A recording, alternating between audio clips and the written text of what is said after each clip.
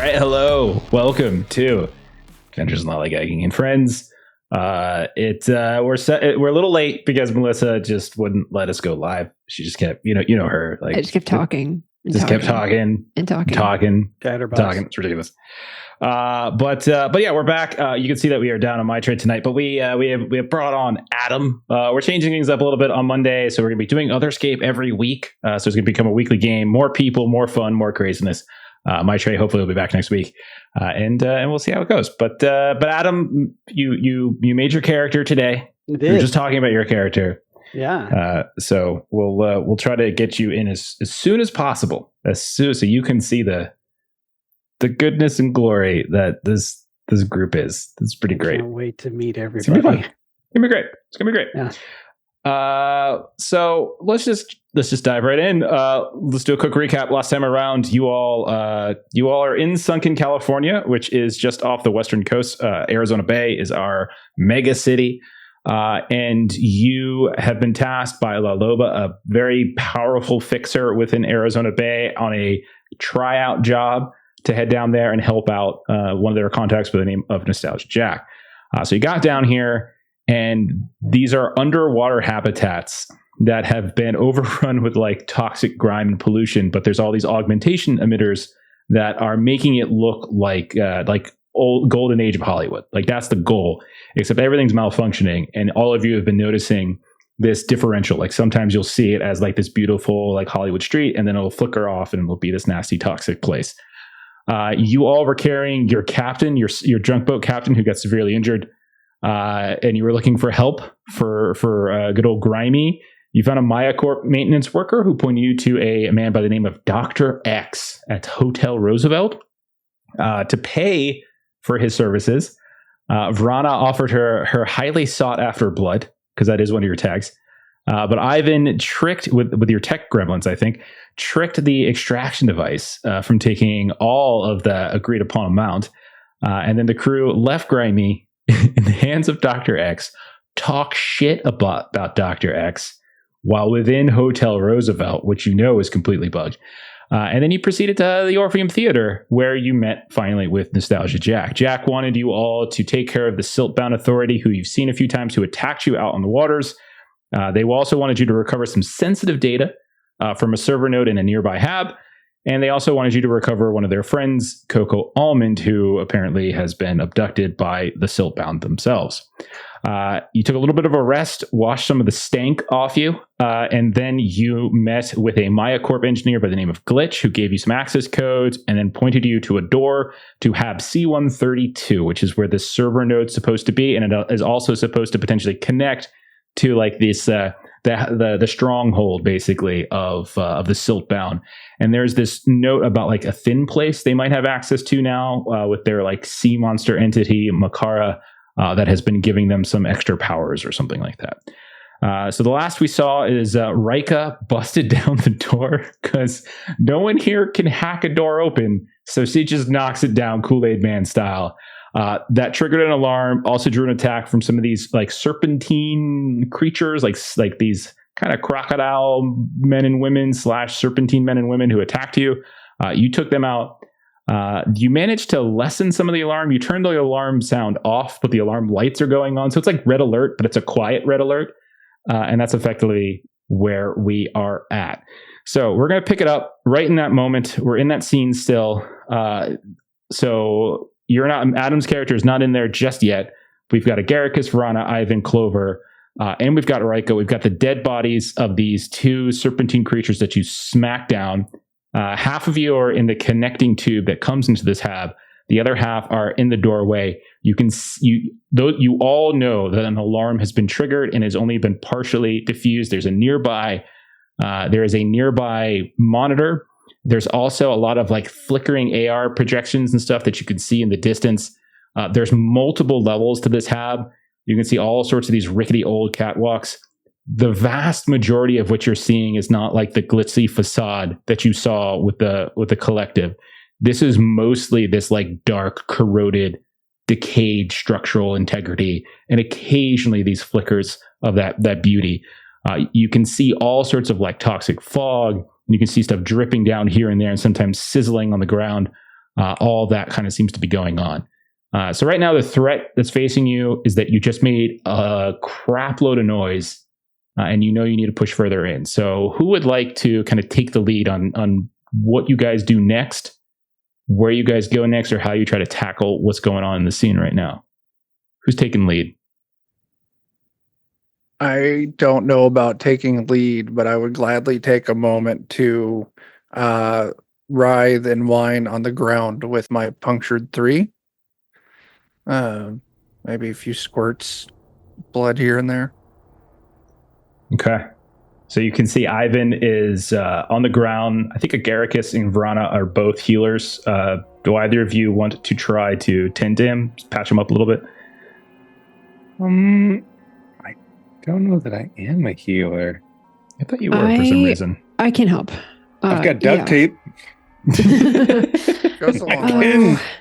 I can try and keep a little bit more of that red stuff in you. Yeah. Don't let all my juice out. Ivan, I gotcha. Thank you. Gotcha. So yeah, I've got accelerated regen gel and medical training. Okay. Give us a roll. Just do a quick outcome on this. There was one thing that we were doing slightly wrong before, but someone in YouTube comments helped me out with this, is that you don't need to roll boxcars to get a strong hit. You just need to roll 10 or higher. So and essentially in situations where you're generating power, that still gives you that extra degree of power and stuff. So nice. The boxcar situation is, so if you roll 2 6s, it's always a strong hit, regardless of like penalties that might have accrued on your roll and stuff like that. So even if you're under 10, it's still going to be a strong hit. So that's the slight correction. All right, how'd you do, Vrana? Yeah, so then on the other end of the spectrum, there's rolling 3 and a 1 and a +2, and I think the way that works with math is that's a 6, which is a miss. So here's what I'm going to throw at you, and you can tell me whether or not this is something you want to accept. But kind of rolling it forward, I'll say we can burn your accelerated regen gel. So your power is not going to be available to you for the rest of the mission to heal Ivan. What do you think? I have my thinking face on about how valuable this accelerated regen gel is.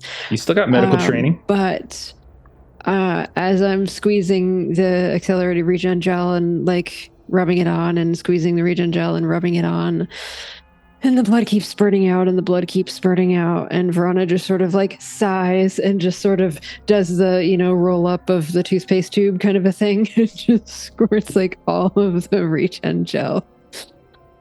Oh, Ivan. Thank you. See this? Yeah. You can't get hurt again. Because there's nothing left. Okay. Thank you, and I will remember that. Unless there's more of the snake people, and then you can get hurt again. Is it? Yeah. It's probably what's gonna happen. But I'll drown them in my blood next time. You can wrap the next wound in your tape then, and maybe that'll work. Yes. Okay. About those blinking lights. Did you accept? I just want to make sure you accepted the deal, right? I did. Yeah. Okay. Yeah, so that was me. Burning it was a tube of toothpaste, squeezing all of the gel out. Okay. Yep. So that has helped Ivan. Hasn't helped the alarm that's gone off. And Agaricus, you're not wrong. You know that it's just a matter of time before more reinforcements come. So it's really kind of up to you. Do you guys want to try to linger here to do something about this, or do you just want to try to push crazily into and try to find this server node? What do you think? Faster's better. I don't think we're going to really... We're not clandestine by nature. Maybe we just cheese it.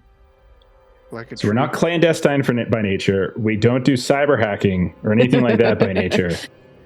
I thought other people, I thought Chuck was a hacker. I'm sorry. I'm a reverse hacker. I can only affect electronics in a negative way. That's what we need. We need the lights to stop doing that really annoying blinky thing. We need the alarm. Okay, not alarm. fine. I'll do it. And I will throw in all my good stuff at making the lights stop lighting. Okay, so the light stopping lighting is not something that you're going to do just by casting a fireball on it. Like, that will certainly destroy the lights above you, but it's not necessarily going to destroy the alarm in the entire hab. You guys broke through a secured door and like just blew it open. You turned the volume off, but the alarm has basically gone off. So the only way to get the alarm to suddenly not work is to hack into the system. You probably guess that you're more than likely more able to do that by getting into the server node, maybe, and that might allow you to like kind of get into the systems and turn it off. But which technically anyone can do. It's just the tag is just the extra to the roll, but anybody can do. Anyone can do it, yeah. Yeah, anyone can try to do it. Extra. Yeah, exactly. Mm-hmm. Make like trees. I can do that. Server room it is. Okay. Let's go. All right. So I just basically want someone to. So here's the deal. So you're in this dark, toxic place. Everything's corroded. You are not entirely sure how to navigate this place all that well. You occasionally have these AR glitches that are coming in and out. You have what looks like multiple stories of buildings here and there, some of which are dripping this nasty grime. Occasionally, these blinking neon lights in the distance. So it looks honestly in the condition that it's in because of how the siltbound have kind of overtaken it. There's this like water on the ground. You can even see some kind of coral growth here and there. Strangely, and occasionally some like fish or other creatures kind of crawling around. So there's definitely this like infusion of the siltbound that seems to have overtaken this place. So who was going to take the lead on trying to navigate and find their way towards like a server room? Like who is like out in front trying to make their way there? I don't know how many tags that are specifically for navigation. I've got analytical brain augment. This is the closest. Like maybe I saw a map or something, or I'm keeping track of how long the tunnels are that we're in and what makes sense. You've got investigator too, which could kind of maybe pay attention. You lead the way or I'll lead the way. You got this. Do that. We believe investigator and analytical brain augment. Okay. I think brain augment's fine. You probably saw like maybe over the shoulder of Glitch or something like that, some of the display. She did give you some codes and things, so maybe you're able to kind of piece together just by like which doors you're going through if you can find some basic route. So yeah, I think that can work. Okay. Give it a roll. 12. Okay. 6. Wow. I'll tell you this, Clover, multiple times you hear the sounds of something moving about in the darkness. You can like look over and you see like the little 2 foot deep pool of water that just seems to be almost everywhere in this hab. There's like these little rivulets suggest that something is rippling nearby. And other times it almost looks like the coral in some places is like pulsing. And you're able to lead the group in this sort of auxiliary route. It's not like the main thoroughfare. You find these hatches, these maintenance hatches and things like that that allow you to circumvent some of the main thoroughfare, and in doing so, avoid some of the patrols that you're pretty certain at this point are now searching for you. And what that allows you to do is allows you to pop out on like the second level of like the far western end of this hab, and you can kind of arrive at this server room, and you can see it's about a 2-story building that is about 3 foot of water at the base. It's rusted. It's kind of cramped as you see these pipes and such are kind of dipping and bent, as you can tell. Like it's suffered some physical damage, and you can see that there's a bunch of like exposed cables and wiring that is perilously close to the water level here and there. Every now and then when you look at some of the kind of these slits, they're not windows like full windows, they're really small and thin. You can see these little flickers of light as like the Augs are trying to like cover up this place, but it's just not working. And more you see a lot of these like formations of coral kind of growth here and there. The door doesn't seem to be locked or anything. You actually see it's been damaged in some way. There's like this streak of coral coming up from the water and kind of cascading across the wall. And it seems to have essentially like split the doorway open, and the door is effectively lying and floating in the water now. So it looks to be wide open. Listening, you hear the sounds of like electrical sparks, and you hear also the sounds in the distance somewhere of like but it's echoing from a ways away. And it's the same kinds of sounds of those serpentine guards. And so that's kind of what you hear as you approach. Lots of little things, nothing immediate, but lots of little strange oddities. What do you guys want to do here?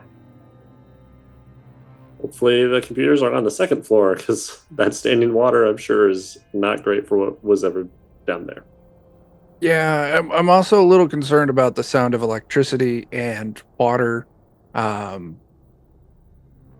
Because I don't... Yeah. We need a big insulator that could carry us across this water to the second floor. Something strong and made out of a fibrous material that doesn't conduct electricity. A good idea for that. Agaricus, it's you. Oh, yes. I could try to grow. I was actually just thinking about what type of sponge would be good at absorbing the water here. Maybe something else that could focus across wouldn't be a bad idea. I could try that. Kind of start laying out a framework of some vines, start growing some material over the top of it. You trying to like make like a walkway or a raft or something? Yeah. What is it you're trying to do? Okay. Yeah, right. Probably more of a walkway. Like basically like use a couple of vines as almost like the rails to go across it, and then grow like a little pathway of something over the top of it. Okay. I think that makes a lot of sense. So you're just trying to grow a path for you guys to walk on as you pretty much. So you're not dripping into the water, and so you're like in case the sparks trigger some sort of electrocution. I love that. That's great. All right. What tags are you tapping into in this case? Maybe trying to combine sprout vines for the railing and then floral overgrowth for the walkway that kind of gets bound over the top of it. Yeah, I think that makes a lot of sense. Just okay. Those two. I think that's about all I can really. So 2d6 plus 2. What? I like it. Come on. Is this water the same as the water that was in the bay, where it's like toxic to the touch? Or Definitely is this more seems like... it. Yeah, it's not clean. That's for sure. Fortunately, you guys have garbage.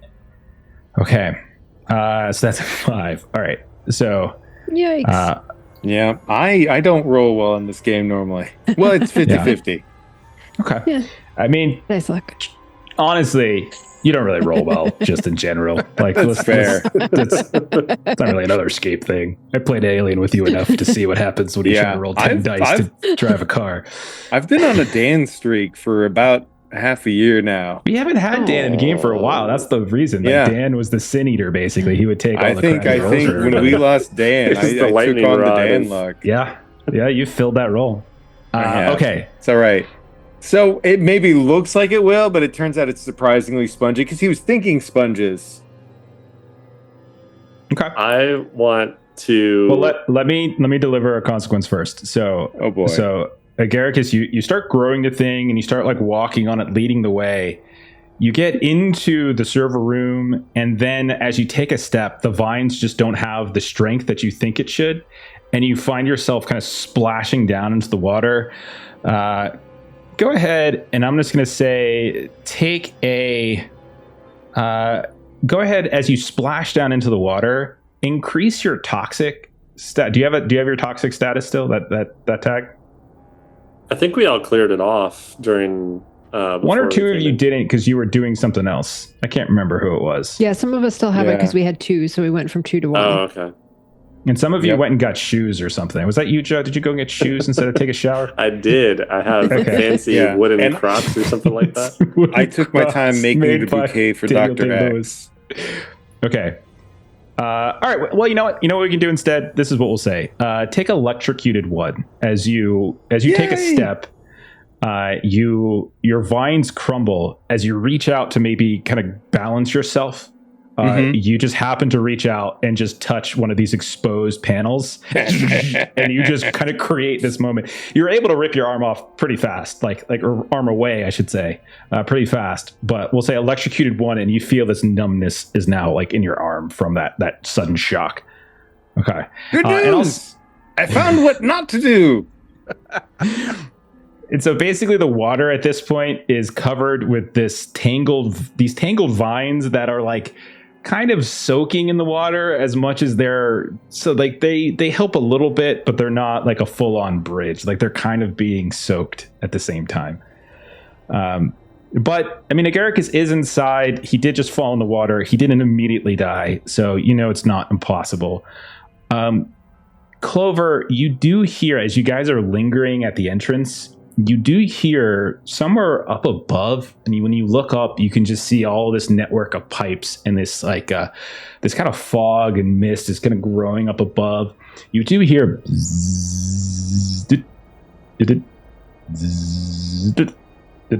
which is probably the sound of some kind of drone circulating around, maybe.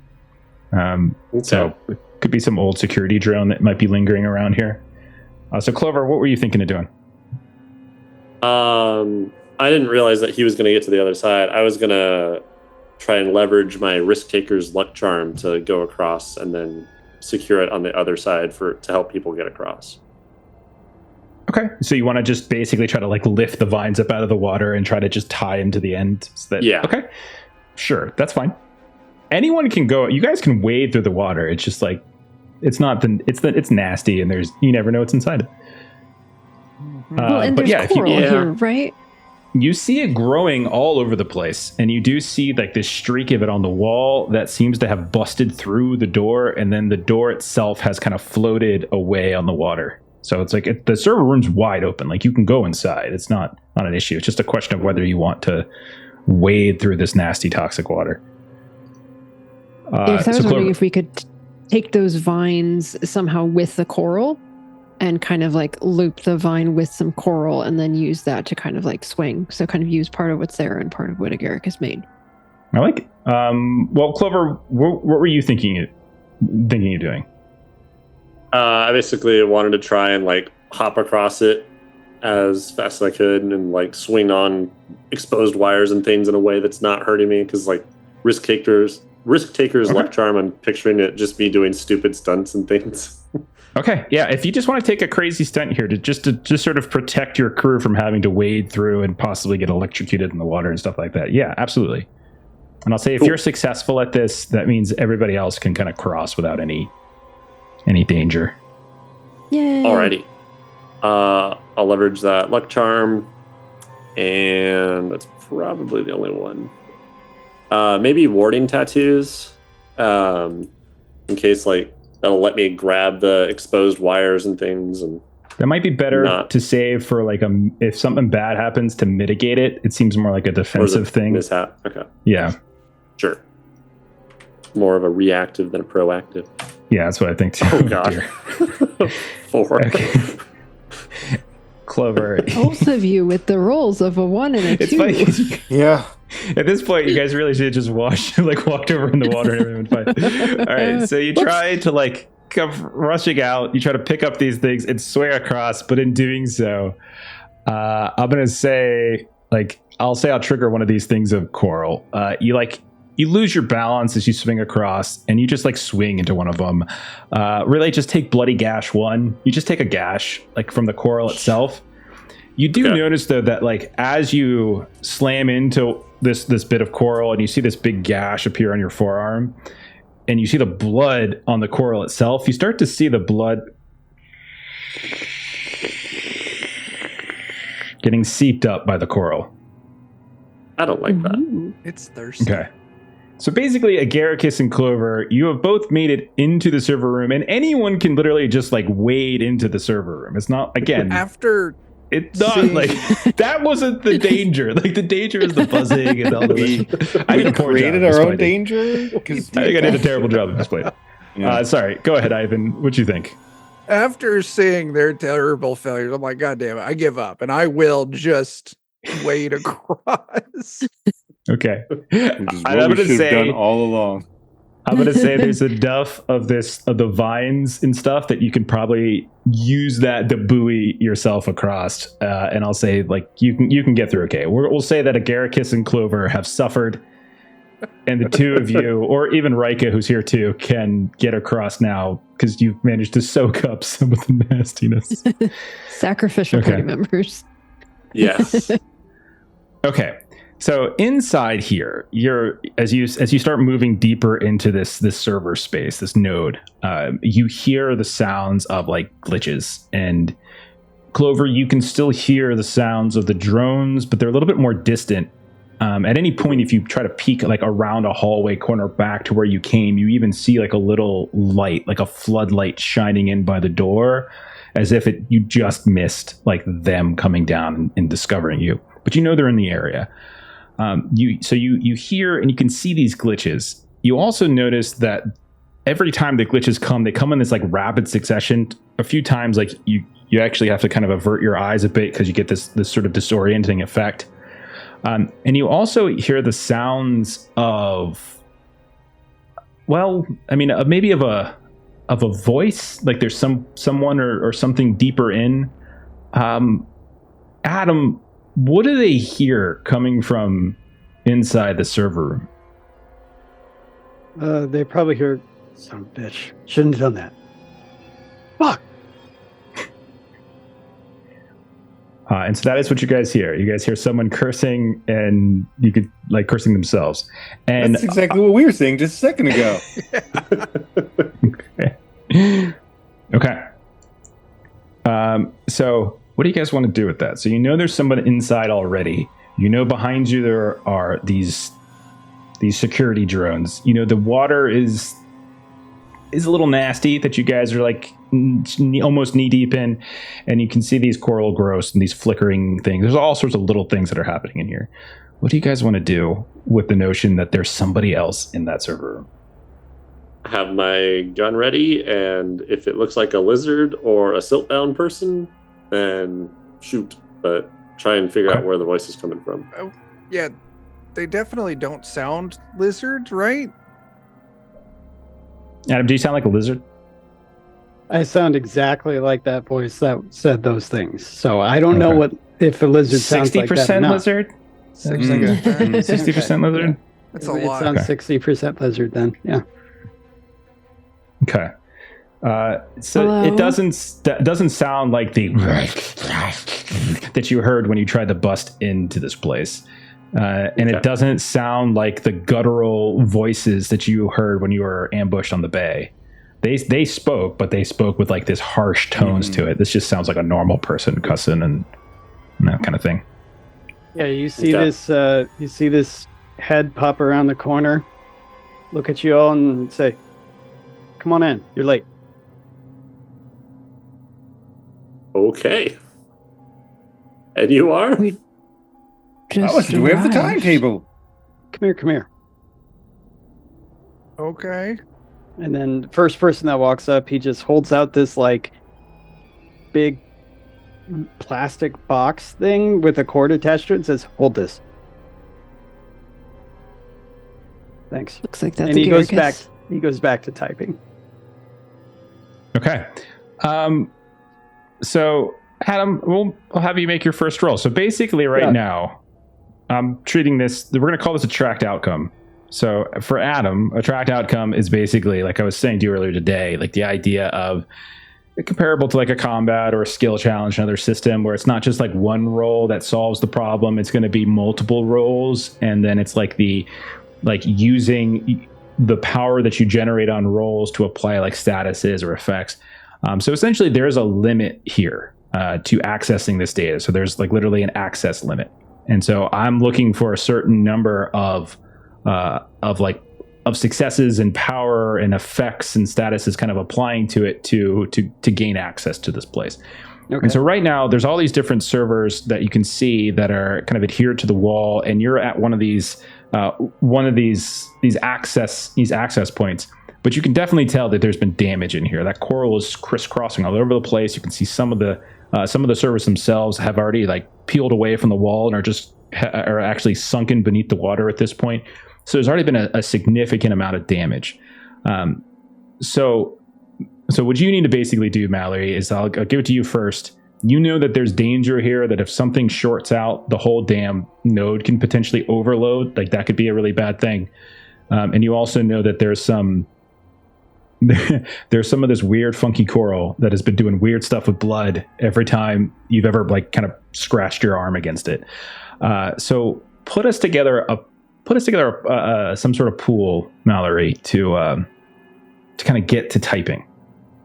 All right. Well, first off, some idiot tripped some alarms or something like that. So I need to, see about quieting those down, because that'll help me concentrate. So if I deal with that first, then I can more fully focus on the next tasks, which as soon as I crash that system, people are going to be trying to log on and bring it back up.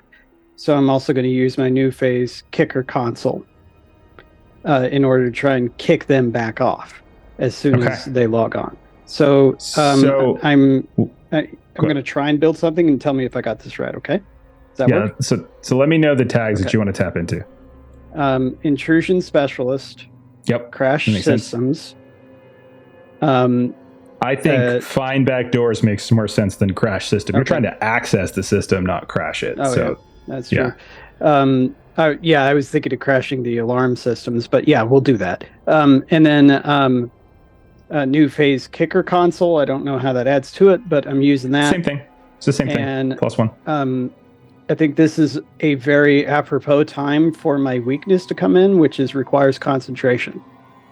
Okay. I agree with you. So go ahead and invoke your requires concentration. So that's going to be so adding it all up, you're getting a +1 on this roll from intrusion specialist. You're getting a +1 on this roll from find backdoors. You're getting a +1 on this roll from your kicker console. You're getting a -1 on this roll because of you're invoking your weakness, which means you're back down to +2. And you're also getting a -1 on this because you're absolutely right. The alarm was triggered, which means there are extra automatic security protocols that have been put in place, making their increased network security that has awoken some dormant programs. He says, I'll tell you later. We're the idiots, by the way. So +1 is your net. Uh-oh. Okay. 6. Yeah. Okay. Sorry. So basically what's going to happen. So I'm just walking through this for Adam. So there's various, like I said to you earlier today, like the basic thing is like the GM or the MC sets the scene, right? Here's the situation. In some cases I introduce a threat. So in this case I say like, there's lots of stuff that could go wrong with this. There's a lot of like environmental issues here with the flooding and the electricity and the coral, but there's also this issue of potentially overloading the system.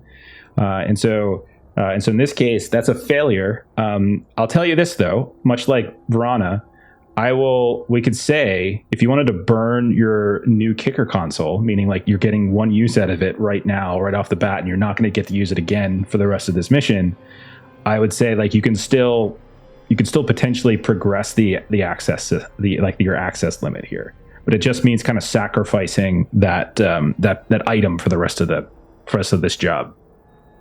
Yeah, let's do it. Sure. Okay. All right. So I'm going to say, and so what that means is that you have tapped into three different power tags. Okay, one from your item and then 2 from your theme kit, which means you have 3 power to play with that you can apply to various things. So what that means is that you can purchase effectively either status or power tags on other things. And so in this case, you could put all 3 towards trying to access the system. You could, put 2 towards like creating some kind of power tag, like alarm disabled, and then 1 towards the access system. So you could do stuff like that. Like it's pretty flexible. Okay. Yeah, and so like I don't know the number I need, right? So I'll just do not. throw. Yeah. Okay. Yeah. So I will. I'll go ahead and put 2 towards the disabling the alarm because that's going to help me out overall if I can get rid of that alarm, and then 1 towards accessing. Okay. So so now I'm just going to reset how this works. So basically it's usually 2 power per tag. And so I'm going to say you're essentially removing the alarm, like you're deactivating alarms. So that's the tag you apply. And then 1 to the status means you're reducing the limit, or you're progressing towards the limit to access this thing. So much like you described. Track that on this sheet here, or let you? I'm taking care of it. Okay. I'm taking care of it. Don't worry about it. Yeah. Okay. So you managed to deactivate alarm. So the rest of you who have seen like a flashing light here and there in these corners, like the rest of you managed to disable the audio, but the light, the reddish light is still blinking. And now suddenly, and you can hear the sounds of the actual servers that themselves, which seem to have been kicked into higher gear with this like automated protocol, are starting to seeming to settle a bit.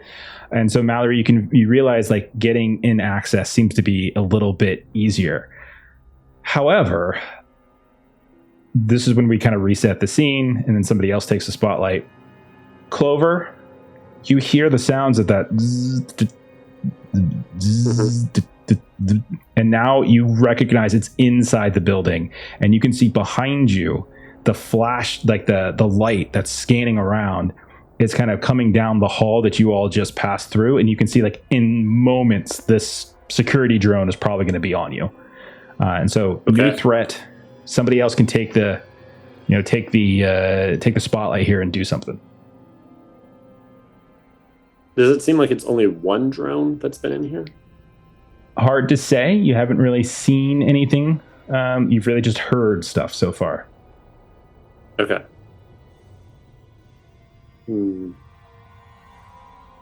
If you share that information, Verona would I'll let everyone try know. Okay.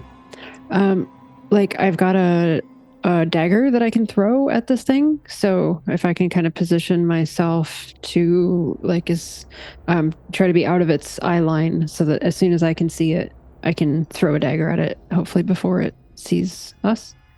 Okay. So you're going to try to like position yourself and wait for it just to show itself and then throw the dagger at it? Okay. I think that makes sense.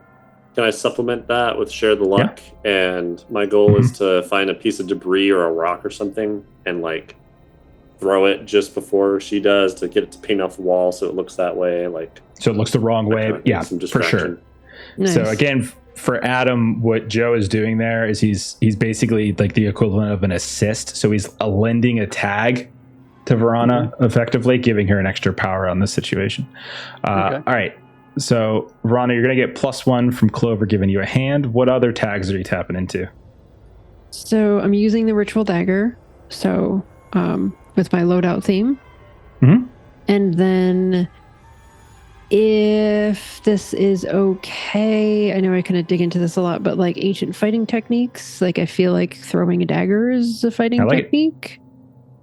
Yeah. Just flavor it like it's an ancient fighting technique when you do it. Yeah. Well, I mean, obviously I have the flair of like how I'm, setting up for the throw, it's not just a underhand chuck without any flair. There's lots of excessive arm movements around before I...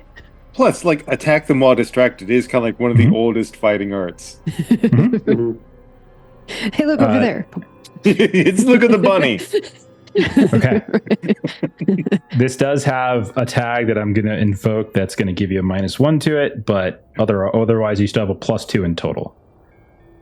So that's what it sounds like to me. So give it a roll. All right. Let's have a dice roll that doesn't have a 1 on one of the... Anytime you guys want to start succeeding on these things would be great. Right. Yeah. Burn all your tags. There we go. There we go. Hey, look at that. Melissa succeeded. No one can see the roll. Oh. It's a 6 and a 4. Smart. I'm gonna start rolling Okay. physical dice too. 6 and a 4 plus 2. Plus 2 is 12. So it's a 12. Okay. Uh-huh. So this thing comes around. Clover, you pick up a piece of debris. You chuck it off the corner. You can see the light as it's about to turn towards you all. It turns back in the direction of the corner and away from the server door entrance.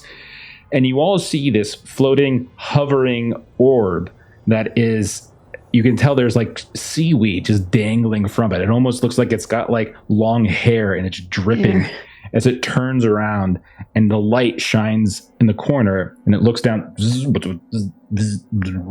And then you watch as the light shifts and changes to like this scanning, this kind of spiral light that goes down. And Verana, you chuck the dagger. Okay, so these things do have, like any other thing you might fight, they have like their various limits. So what would you like to do with your 4, because you had a strong hit. You have 4 points of power that you can apply here. So it could be something as simple as just doing 4 points of attack, or it could be something more creative if there's something you wanted to do, or you could just try to blow it up with one hit. I would want to make sure. We just met someone that likes to do things with tech, so I wouldn't mind disabling it so that it can't send any communication wherever the hell it was going to send communication to, but leaving it intact as an offering to our new friend. Okay. So that it's like I'm like I'm disabling it so it can't send any communications out. You can, but I'm maybe doing it in a little more fine-tuned of a way, maybe. Okay. You could do disrupt. So for instance, like if I just dropped the PDF again in your in our Discord chat there, that just shows the effects. So you could do disrupt, which is like blind, confuse, shock, trip, jam, or interrupt. So you could say that you throw the dagger in a particular way that might disrupt its scanning software, or that might kind of jam itself in a way that makes it kind of fall. It doesn't float anymore, or it just turns it off. Like maybe you just kind of knock it off, but it doesn't blow it up per se. And maybe I don't need to do this, but could I like spend 2 of those to add a tag that it is isolated? Like if it was on a network, it's now isolated from that network. I like it. So like, yeah, you throw the dagger gets jammed somehow into the chassis, and maybe you just happen to hit like whatever, whatever kind of like Wi-Fi like network adapter it has built into it, right? And so you've managed to isolate. Okay, so we're gonna say isolated, but not destroyed, but it's isolated, and that's 2 power, and you still have 2 more power to spend.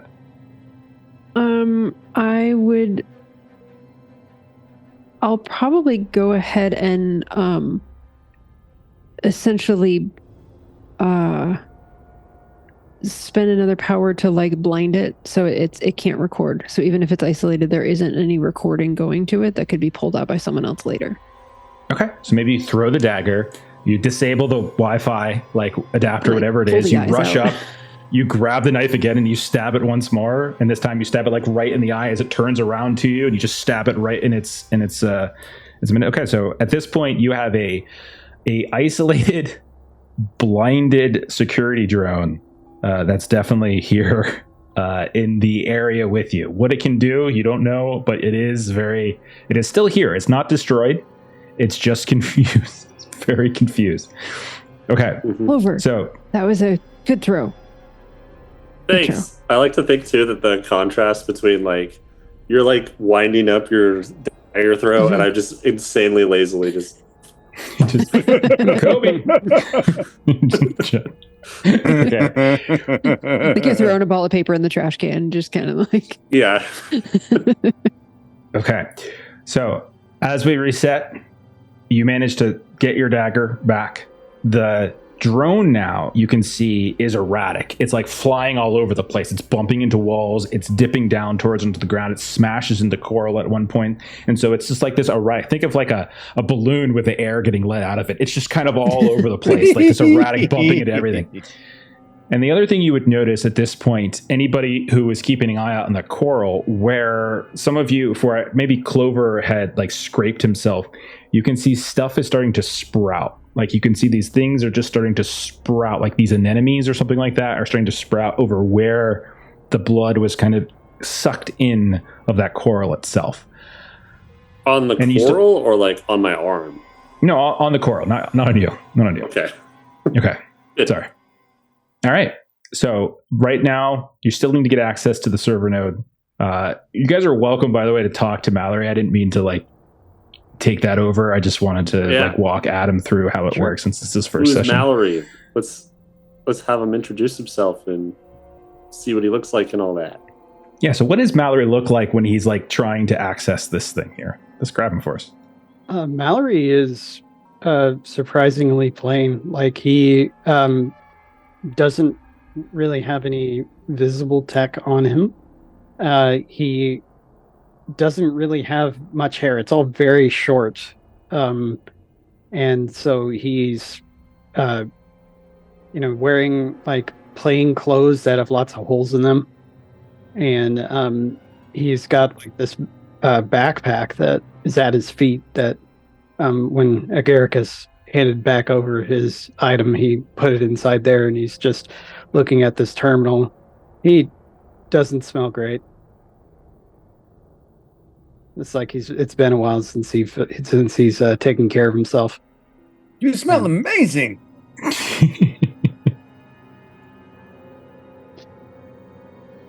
So after doing all of this stuff with the drone, Verana's going to see if she can like wrangle this thing. Okay. So did anybody else wanted to take the spotlight before Verana goes a second time? There's not an initiative system, but I just want to make sure everyone's kind of getting their fair shake. So I'm trying to, as best I can, like spread it around. But like, if there's nobody else who has an idea currently, like that's fine. No, I'm not necessarily with the drone, but I want to keep my eye out for. This is probably noisy as it's banging around. It's smashing around like crazy. It's against going off the walls. It's splashing a little bit into the water, a little bit against the coral. It's not quiet at all. And you all did know that there are the sounds of things growling out there elsewhere. You did know that the alarm was on for a really long time. So there's like a lot of little dangers and threats that could be guarded against or neutralized or and then there's still the computer node that needs to get access so that you can get the material that you came here to get. So those are things that you guys still have to try to accomplish. I want to kind of start setting up a shot and wait for whatever lizard. I'm assuming it's going to be like another one of those lizard monster things that's going to attack us. So I'm just going to be kind of looking out for that. Okay.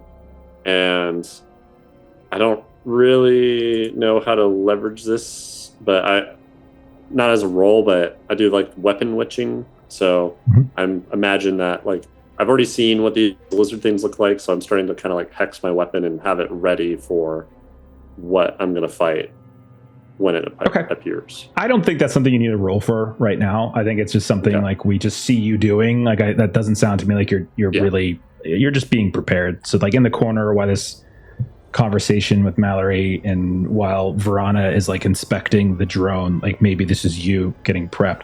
Agaricus or Ivan, are you doing anything in this situation? I would like to delete that gross coral growth. Okay. Yeah, with fire. That makes sense. Yeah, this is definitely the type of thing that fire, I think, would be very useful against. So there's a lot of growth that comes from outside the building, and then it grows along the walls, occasionally dipping into the water and then coming out, and then into the room that you guys are in. So there's like this long stream of it. So what does it look like when Ivan tries to take care of it? And then we'll put together a pool.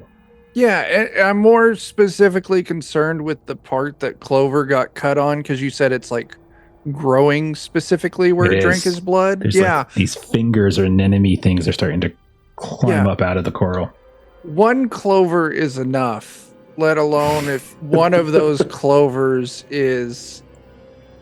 It's my child. Yeah. Yeah, so I'm just gonna, the spirit gun that Yu Yu Hakusho does, just with fire. Okay. Put together the tag for me as you try to do this. I think I am only gonna go with just Pyromancer.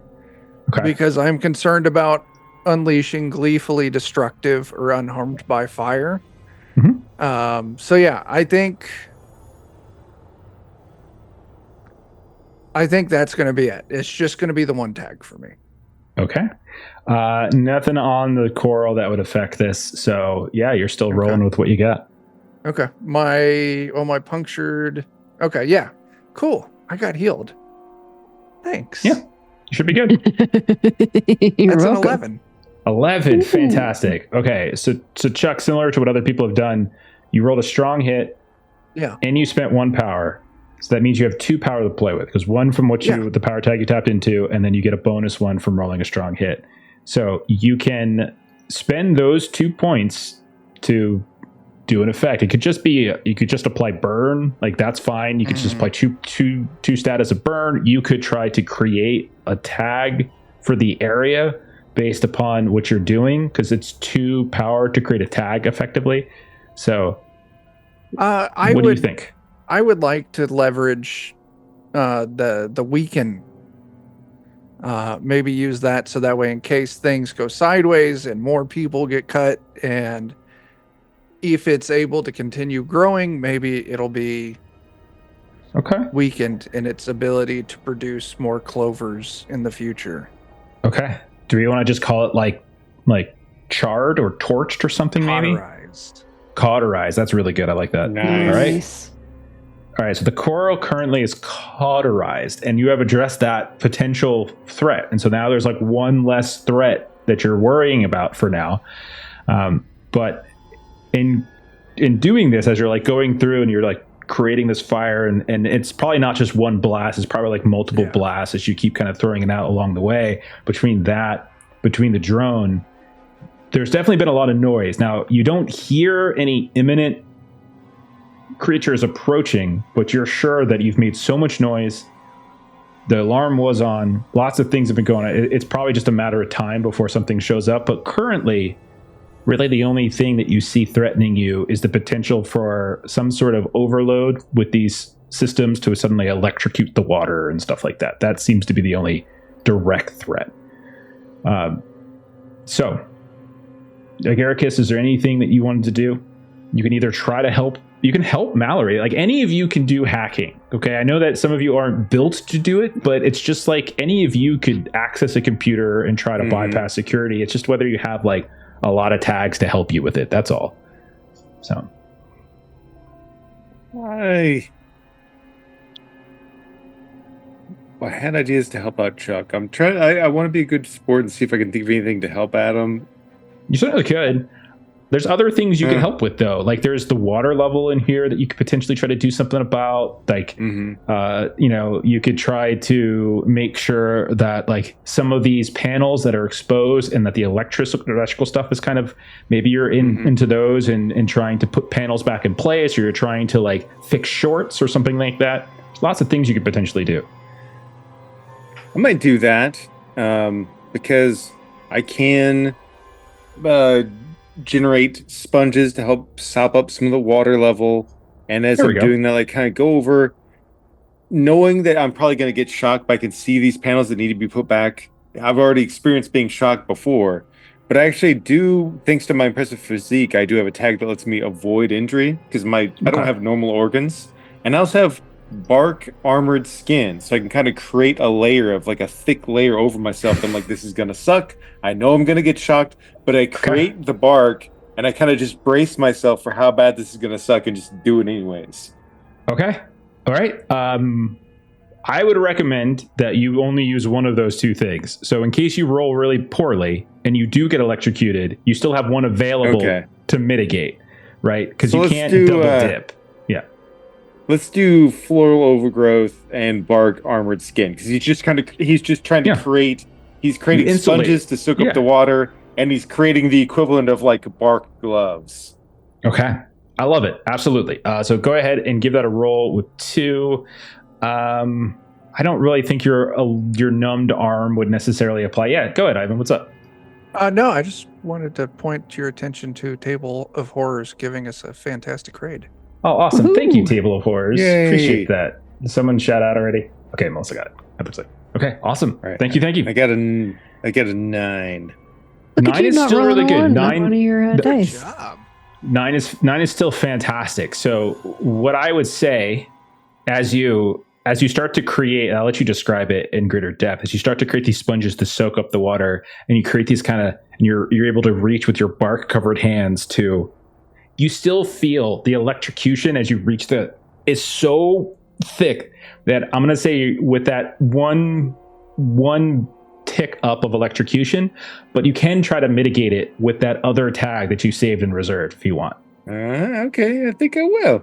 I think I will use my avoid an injury, and also would potentially being alert to danger or having good instincts help me have a good idea of when to let go. Absolutely, 100%. All right. Nice. So Okay. 7. That's good enough. I'll say that's good enough for you to not it mitigates the danger. It's like it wasn't like a major danger because you rolled pretty well. So like at this point you feel the shock come through, and maybe like you just instinctively like pump the bark a little thicker, and that gives you that moment to step away, right? Oof. So what does it look like in the room with all these server nodes as all these like sea sponges or whatever start growing and soaking up the water? What does it look like? What do they look like, Agaricus? Well, I'm not going to call it out because I didn't spend my tags on it, but I might build towards it later. There's a thing called a coral berry or a spice berry, coral ardisia. I want to have sponges that have that growing off of those because they're poisonous to coral. I haven't pushed that yet, but that's kind of the nature of what's being grown. But for the most part, it's burning and it smells horrible in here. On top of him being burned, it smells terrible. There's like maybe this weird wispy smoke going around. Okay. You have 2 power to play with from your initial roll. So if you wanted to create the tag like poison sponges, like I'm cool with that. Like that's fine. They're actually, that's why I was looking up earlier. I was like, oh, there's a little thing that's poisonous to coral. So that's kind of part of what he's putting a layer at. So it does double duty. It's both soaking up water, but also if somebody were to get injured, it's going to hopefully try and mitigate the coral trying to come up and come after So we them. see all this like charred, blackened, cauterized coil that is still probably self-healing, but you've managed to, in the moment while it's been like cauterized, to not just soak up some of the liquid, but you put a layer over it in case it does become like capable again if it bypasses the cauterization. Like now it has a second layer of defense to get through. So ultimately what this has done, I'm going to say that in addition to that, I'm just going to give you a free like tick on the access as well, because like you've managed to create this electrical connection. And this is going to probably make like the suddenly, Mallory, the room is so much more easy to navigate. Like the floor is relatively dry. There's a lot of weird stuff going on in here, but nonetheless, like the drone is still popping around, but Verana is trying to take care of it. This weird mushroom man has grown sponges out of nowhere. They've set coral on fire. Like in the corner, someone's playing, like Clover's playing with his knife, and like suddenly you have a lot less distraction than before. So Mallory, do you want to take another shot at trying to access the server? Yeah, and I'm going to look over at Agaricus and say, thanks. Reggie send you? Who's that again? Reggie. I don't know Reggie, but I'm glad we've met. Oh, damn. All right. And he'll go back to it. So, this time I'm, it's intrusion specialist, find back doors. And since like the stakes are getting a little bit higher with the security drone coming in there, is this something where you can like tap into things that aren't blue as well? You can tap into anything at any point as long as it applies. Like it has to make sense. So what were you thinking of? I was, excuse me, I was thinking of disaster alertness, but I don't know. Actually, that probably doesn't apply so much here. So we'll just go with, the intrusion specialist and 5 back doors again. Mm-hmm. The one good thing is that you managed last time around to shut the alarm down, so you're not going to get that penalty this time. So there's no negative tag against you. Nice. Yeah. I guess I have concentration too. So is it a +2 or is... It'll be a +2 because you have. It looks like you have no negatives against it. Yeah, cool.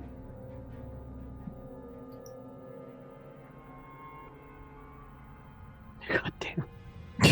What did you roll? How did that even happen? No. Oh, no, I rolled 1d6. Sorry. 2d6. No. I thought I clicked it twice. Okay. Yeah, go ahead. Do it again. I was going to say, that's... Hey! Oh, my God. Oh, no. God. Oh, snake eyes. Oh, snake eyes. That's bad. It is better than 3. It's really not. It's worse because it's actually snake eyes. So this is really Snake bad. eyes So snake eyes is, first of all, it's always a miss, and there's bad. always consequences. I'm sure this is really impressing y'all. You'll need a hacker. You got a hacker. Who's Reggie? So as you're... Our hacker's a hack. As the whole room begins to calm down and you can concentrate finally, as there's no water on you that's bothering you, there's no coral creeping up on you, there's that noisy drone over in the corner, but otherwise it seems fine. You do start getting in and you realize maybe like it's a bit of overconfidence, whatever it might be, but you trigger some kind of cascading power failure and you don't really mean to. So what this is going to do, and I'm just revealing this for you guys, even though most of the time limits aren't something you know about. There's an access limit, which is how you gain access, but there's also an overload limit, which would essentially fry the system and mean you fail your mission here. And so the overload is now ticking up a couple. So what that means is that you see not around you, but you see in the system, Mallory, like that this cascading failures that are happening left and right and left and right. Some of you are hearing like the servers suddenly start to go into overload. You can hear everything's like the struggling here and there. But just as quickly as you felt like you had this false sense of security, everything just starts to go wrong. And not only that, Clover and Verano, who have been kind of a little bit further up in the hall, like dealing with the drone and looking for danger. Clover, it's at this point you finally hear as outside of this building node, you think at least one or two of those same serpentine-like guards you saw by the front entrance have made their way here, and they're possibly imminent in terms of entering the building where you guys are. So that's the danger right now. The cascading overload and this patrol is here. Who would like to take the spotlight? Go ahead, Ivan. What you got? Fireball. Mallory? Yeah, that would probably work. Yeah, the lizard guys are here. Okay. So you want to just peek out and just throw a fireball at them? Absolutely, man. Okay. So you just want to I'll even say they are going to be surprised. So you'll get I'll give you an extra +1 on that. I'll say that. Nice. So. Go ahead.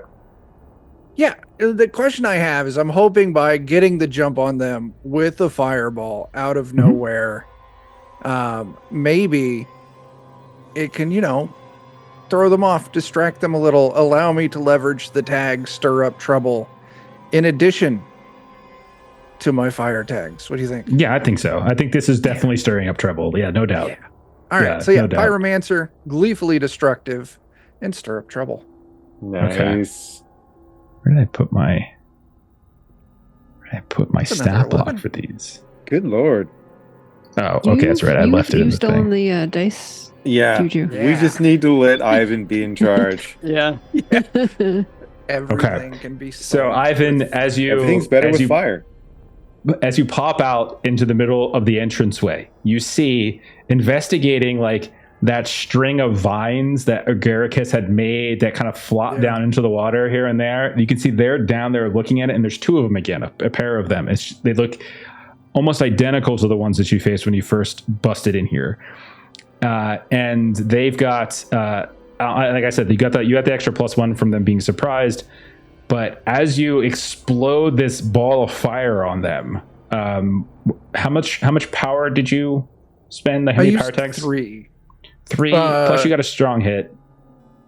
Yeah, I used 2 tags from purple and 1 tag from red. So 3 tags. So you've got 4 power to play with. What would you like to do with this 4 power? I just want to give them lots of burn status. Okay. Do you want to split the damage in like AoE and like do half of your power to one, half to the other, or do you want to do like just focus fire one down? Okay. No, fireball. I want to hit them both. Okay. All right. That sounds good. All right. So I'm going to say burn. I'm just going to put burn. Is that cool? Yeah. Burn status 2. Okay. So as they're and you see these long snake-like tongues come out and they're like sniffing at the air, like tasting it. That's when they get a taste of this massive fireball. It just erupts around them. And as the fire settles, you can see flakes of the fire are like on. They have like these almost old-fashioned kind of like barbarian like outfits. You've got like the crisscrossing leathers here and there, and that's all kind of flaking and on fire. And like they also have what looks like feathery kind of temples, and those kind of catch on fire. Nice. And then they turn in your direction and they see you at this point, and they immediately and they start charging in. Who is taking? Okay, Clover, go for it. What you got? Yeah, I want to take a shot. Okay. So this whole time I've been waiting for him. I picture his weapon witching is just he's holding his gun and his hands over it. There's just kind of these like purple insignias and things kind of floating out of it onto the weapon. And I'm going to leverage weapon witching and lucky shot. I just want to try and hit one like dead center in the head. That's probably the best to you. I think for you, their thick scales tag is going to come into play, so it's more about piercing them. So there's going to be a -1 tag to you on this. Okay. I guess that might be kind of what the lucky shot is, trying to hit around their scales and like a exposed part. Yeah, I think it makes sense. They all kind of like work together. So what's your total bonus? +2 and then a -1, so +1 total. Okay, give it a rip. Oh gosh, 6. Okay, that's a 6. Okay, so I like doing this whole like almost like a devil's bargain, like blades in the dark kind of thing. So you use what is it used again? What are the names of the stats? Weapon witching and lucky shot. So one of the weakness tag on my weapon witching is it wears the weapon down. So I kind of picture like as these insignias and things are going onto the weapon, you see it kind of like rusting and corroding a little bit as I'm charging it up. Okay. I'm trying to think if there's one. So I would be willing to say like we could bump that to a success if you wanted to burn your lucky shot ability for the rest of the mission, meaning like the luck has kind of escaped you. You can still give other people luck, but you've just kind of hit a run of bad luck for some reason. Who knows? It could be new company, maybe rubbing off on you, or it could just be situational. Are you willing? Do you want to do that? Yeah, I'll do that. Okay. Yeah. It's just going to put you into a success with consequence situation. So you're going to still hit, but there's still going to be like some smaller consequences. Okay. All right. Okay. So we'll do that.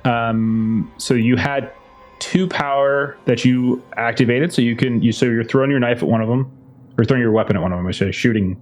Yeah, that's right. You have a gun. It's throwing a bullet with a gun. You're throwing a bullet. Okay. So do you just want to put... Do you just want to put like shoot 2 on them? Is that what it is? Yeah. Okay. So describe how you kill one of them as they come charging at you, covered in charred, burned scales. I bet if they're kind of like snarling, and because it is like the lucky shot or whatever, I like the idea that they're snarling and they've got these big, heavy scales that kind of protect their body, but I hit them like in the mouth and it just goes out the top of their head. Yeah. And like you see this little as this like this dark reddish brown blood just erupts from the back of their head, and they just fall down into the water. They create this splash. The second one, though, is undeterred and will then, enact some consequence here. I'm going to say it's going to do basically a what's it called? A bite too. You can mitigate this. Okay. You can try to mitigate this if you have any kind of defensive. If you have any defensive tags that you want to tap into. Warding tattoos. Perfect. Yeah, my warding tattoos. I picture that just trying to make me resilient. Okay, I like it. So, I'll do that one. Plus 1. 11. 11. I'm going to say what does it look like as this thing goes to bite you, but your warding tattoos trigger? What does it actually look like to defend you? Because it does. So I picture he has just a bunch of tattoos, and they're almost not super noticeable when you're just looking at him, but then they glow pretty bright. And so he kind of puts up his hand, and they go to bite down on it, and it's just a flash of light that makes them go flying off of him. And they just stumble back. And like they have eyes, but the eyes are kind of thin slits, and they're more like their tongue is flickering, almost snake-like, right? So resetting the scene, everybody hears this eruption outside of fire and then a gunshot as like any of you that were still inside by the servers, so Verana, Agaricus, and Mallory, you now hear violence is occurring out in front of the building, and you look around. Ivan and Clover are gone. Verana, you still have this drone that has been bouncing around like a pinball, but otherwise doesn't seem to be having any serious effect other than just creating noise. That's really all it seems to be doing. And then you hear the eruption outside. So does anybody want to take the spotlight? Verana, you haven't gone for a while. You want to hop in here? Yeah, and Verana definitely, like Clover and Verana had kind of tag team earlier with kind of Clover being the distraction and Verana being able to hit the drone. And so this thing is kind of blinded by the warding tattoos. And so Verana wants to quickly but kind of soft footstep try to come up and kind of stab this thing with a dagger while it's being blinded. Okay, I like it. Let's see. What tags do you want to use? And I do think its thick scales will apply to you as well, since you're trying to stab it. Yep. Same old. Got my dagger. Got my fighting techniques. Okay. So +2, -1. Go for it. Can I throw and share the luck again from the blinding of my... Yeah, sure. We put it in the... I mean, we didn't technically buy it, but we'll put it in the fiction. So yeah, we'll say yeah. You can take up extra +1 on that, Verana. I'm continuing with one of the dice is a 1. So I've got a 4 and a 1. So +2 is still a 7. So 7's a success. 7's a success. Is 5 +1 for me. Oh yeah. Bad at math. 7's a success with consequence. Okay. How much power did you tap into? 3 total? 2 of your own? I tapped into 2 and Joe gave me 1, yeah. Okay. So you have basically 3 power to play with. You just want to put it into stabbing? 3. Yes. Okay. So describe how you kill this one. So I would say that she is trying to go more for its side because it sort of was kind of moving itself around. And so this is kind of the its arms are up over its eyes. So she's kind of going like armpit, just drag the dagger down the side of this thing. Okay. I think to deliver because there is consequences still because you did only roll a 7. So I'm going to say this time, sure. Your knife gets stuck.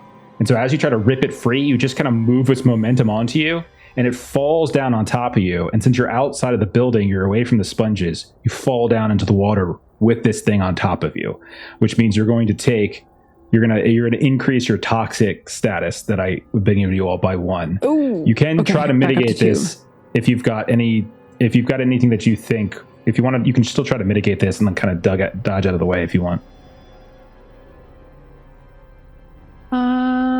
That would be a thing that I could do, but I don't really have much in the defensive way. You can still just try to get lucky on the roll. Yeah, you can still just try to. Okay. Yeah. Okay.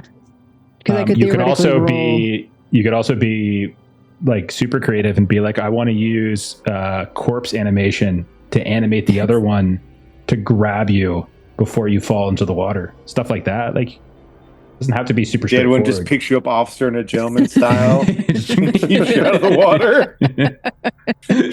Well, I mean, this is too much fun, so I have to try to do that. Okay. Just call out some like ancient tongue comes out, and the other one just like.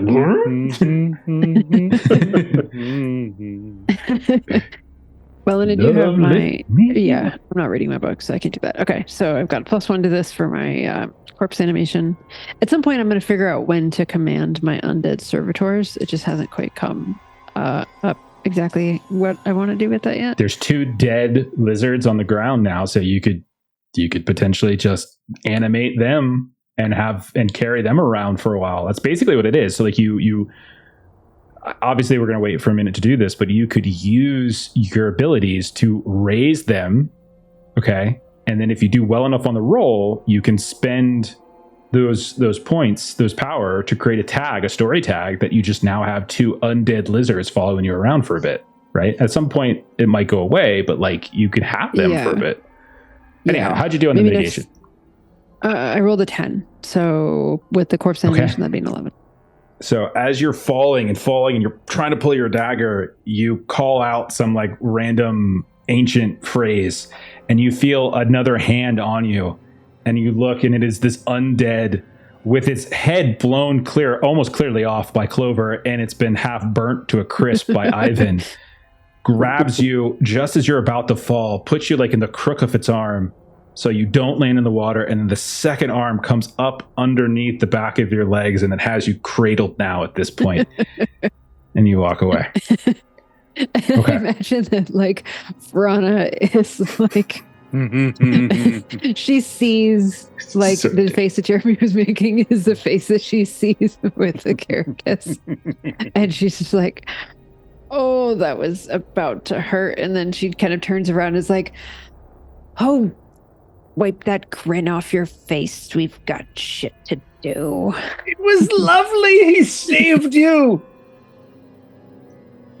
You know what? Maybe I need to find one of these. Can you give me a hand? Can you, Agaricus, can you give me a hand? I'd like to get down. I'm like inspecting my shot that I got through his head. You're like looking out through his mouth. At some point, if I find something that's a little more pocket size, maybe we'll keep it along a little more permanently. Okay. Mallory, do you want to try inside? Dangers have been, all of the threats at this point have been taken care of. There's like literally no threats left. The water's been taken care of. The coral's been taken care of. The drone has been disabled. It's noisy, but it's like at this point you killed the 2 guards who came to inspect it. So like everything is in your control here, Mallory. So I'm not even going to say this is a tracked outcome anymore. All you got to do is just pass one test. And if you could just pass one test, you're good to go. No pressure. No pressure at all. If you fail this test, overload triggers probably, though. That's the danger. Yeah. So yeah, we're just still trying to. Now, is the overload a system? Not. It's more like the cascading failure. It's just kind of creating all these different failures elsewhere. So like it started with just like this data, but it's also branching out into like operational systems and defense systems, and then there's like augmentation system. All of these things are starting to fail left and right, and so could be trouble. All right. So yeah, right now what I've got for this is just intrusion specialist and find back doors. So I guess that's +2. And so I'm just going to try one last avenue in there that I hadn't tried yet. I was looking at your character sheet. It's so good that Agaricus did the sponge up the water because you have a weakness that you're phobic of water. Yep. Which would have been real bad if that water stuck around for too long. I did not know that, but I'm glad to take credit. There you go. Mallory with the 12 strong hit. Awesome. If he hadn't, I was about to call that out and take advantage of calling out that flaw. But yeah, I did get a 12. Nice. All right. So basically, what this means is you have full access to all of the data that's been stored on this sort of data farm here, right? So that includes the data that you were tasked with getting, but it also includes, if you were to talk to these new people, some of the data. So it's a lot of basically what it is. It's there's how we have data collection whenever we use various apps and things like that. Mm-hmm. Imagine that, but way worse in the future, in the dystopian future, right? Where like all these people are interacting with these various systems within this fake augmented Hollywood, right? They're tapping into these different entertainment venues, some of them salacious, some of them not so much. All this data is essentially being collected here. And some of it is certainly blackmail-like material, but others you can tell is having to do with like psychological data. And so they're like tracking how people interact with things. All of that seems to be stored here. I'm in. Hey. Hey. He's looking at anybody who's there. Hey. Yes! Why are you here? Oh.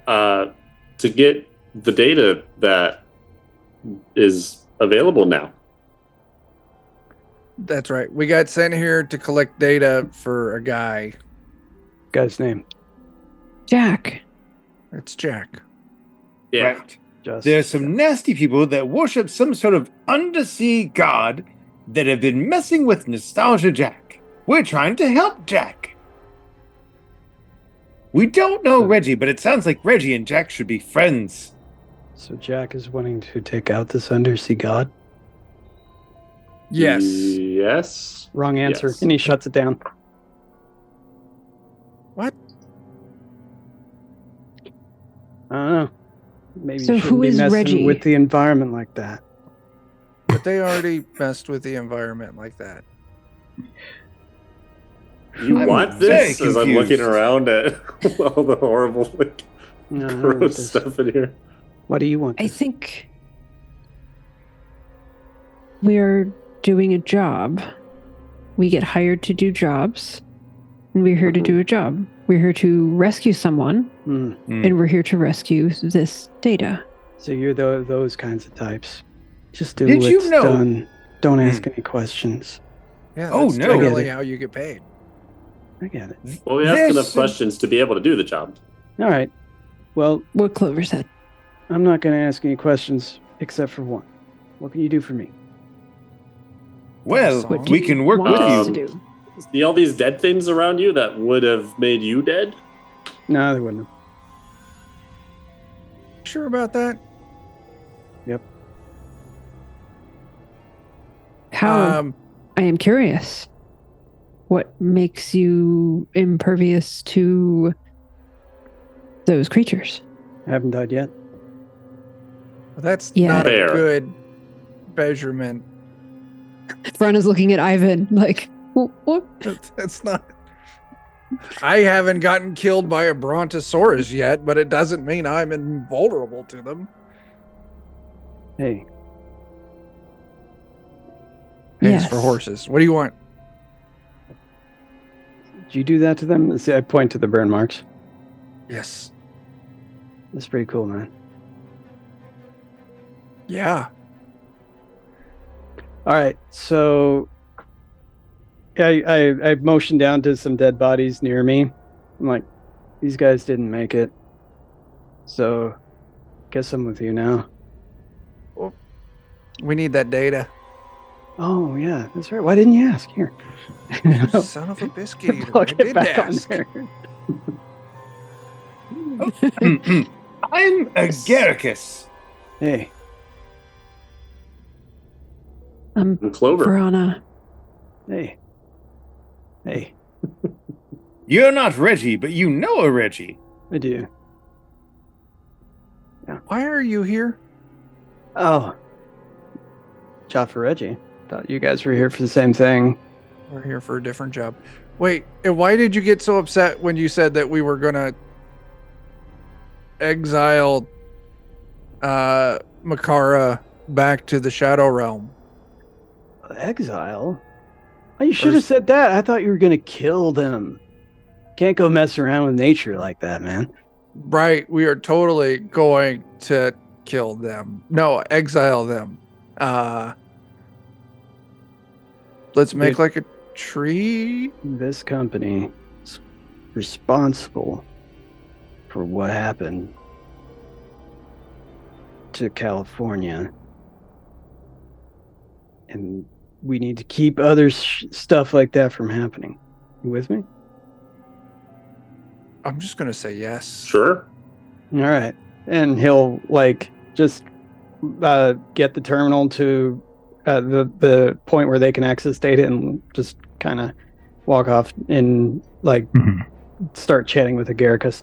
Hey, so you seem awfully good at like making those sponge things. How'd you do that? Oh, yes. I'm not entirely sure if I started off first as a fungi or if I was a human first. Don't really know. What I do know is I'm blessed with the ability to kind of cross-pollinate experiences. You like having a good time?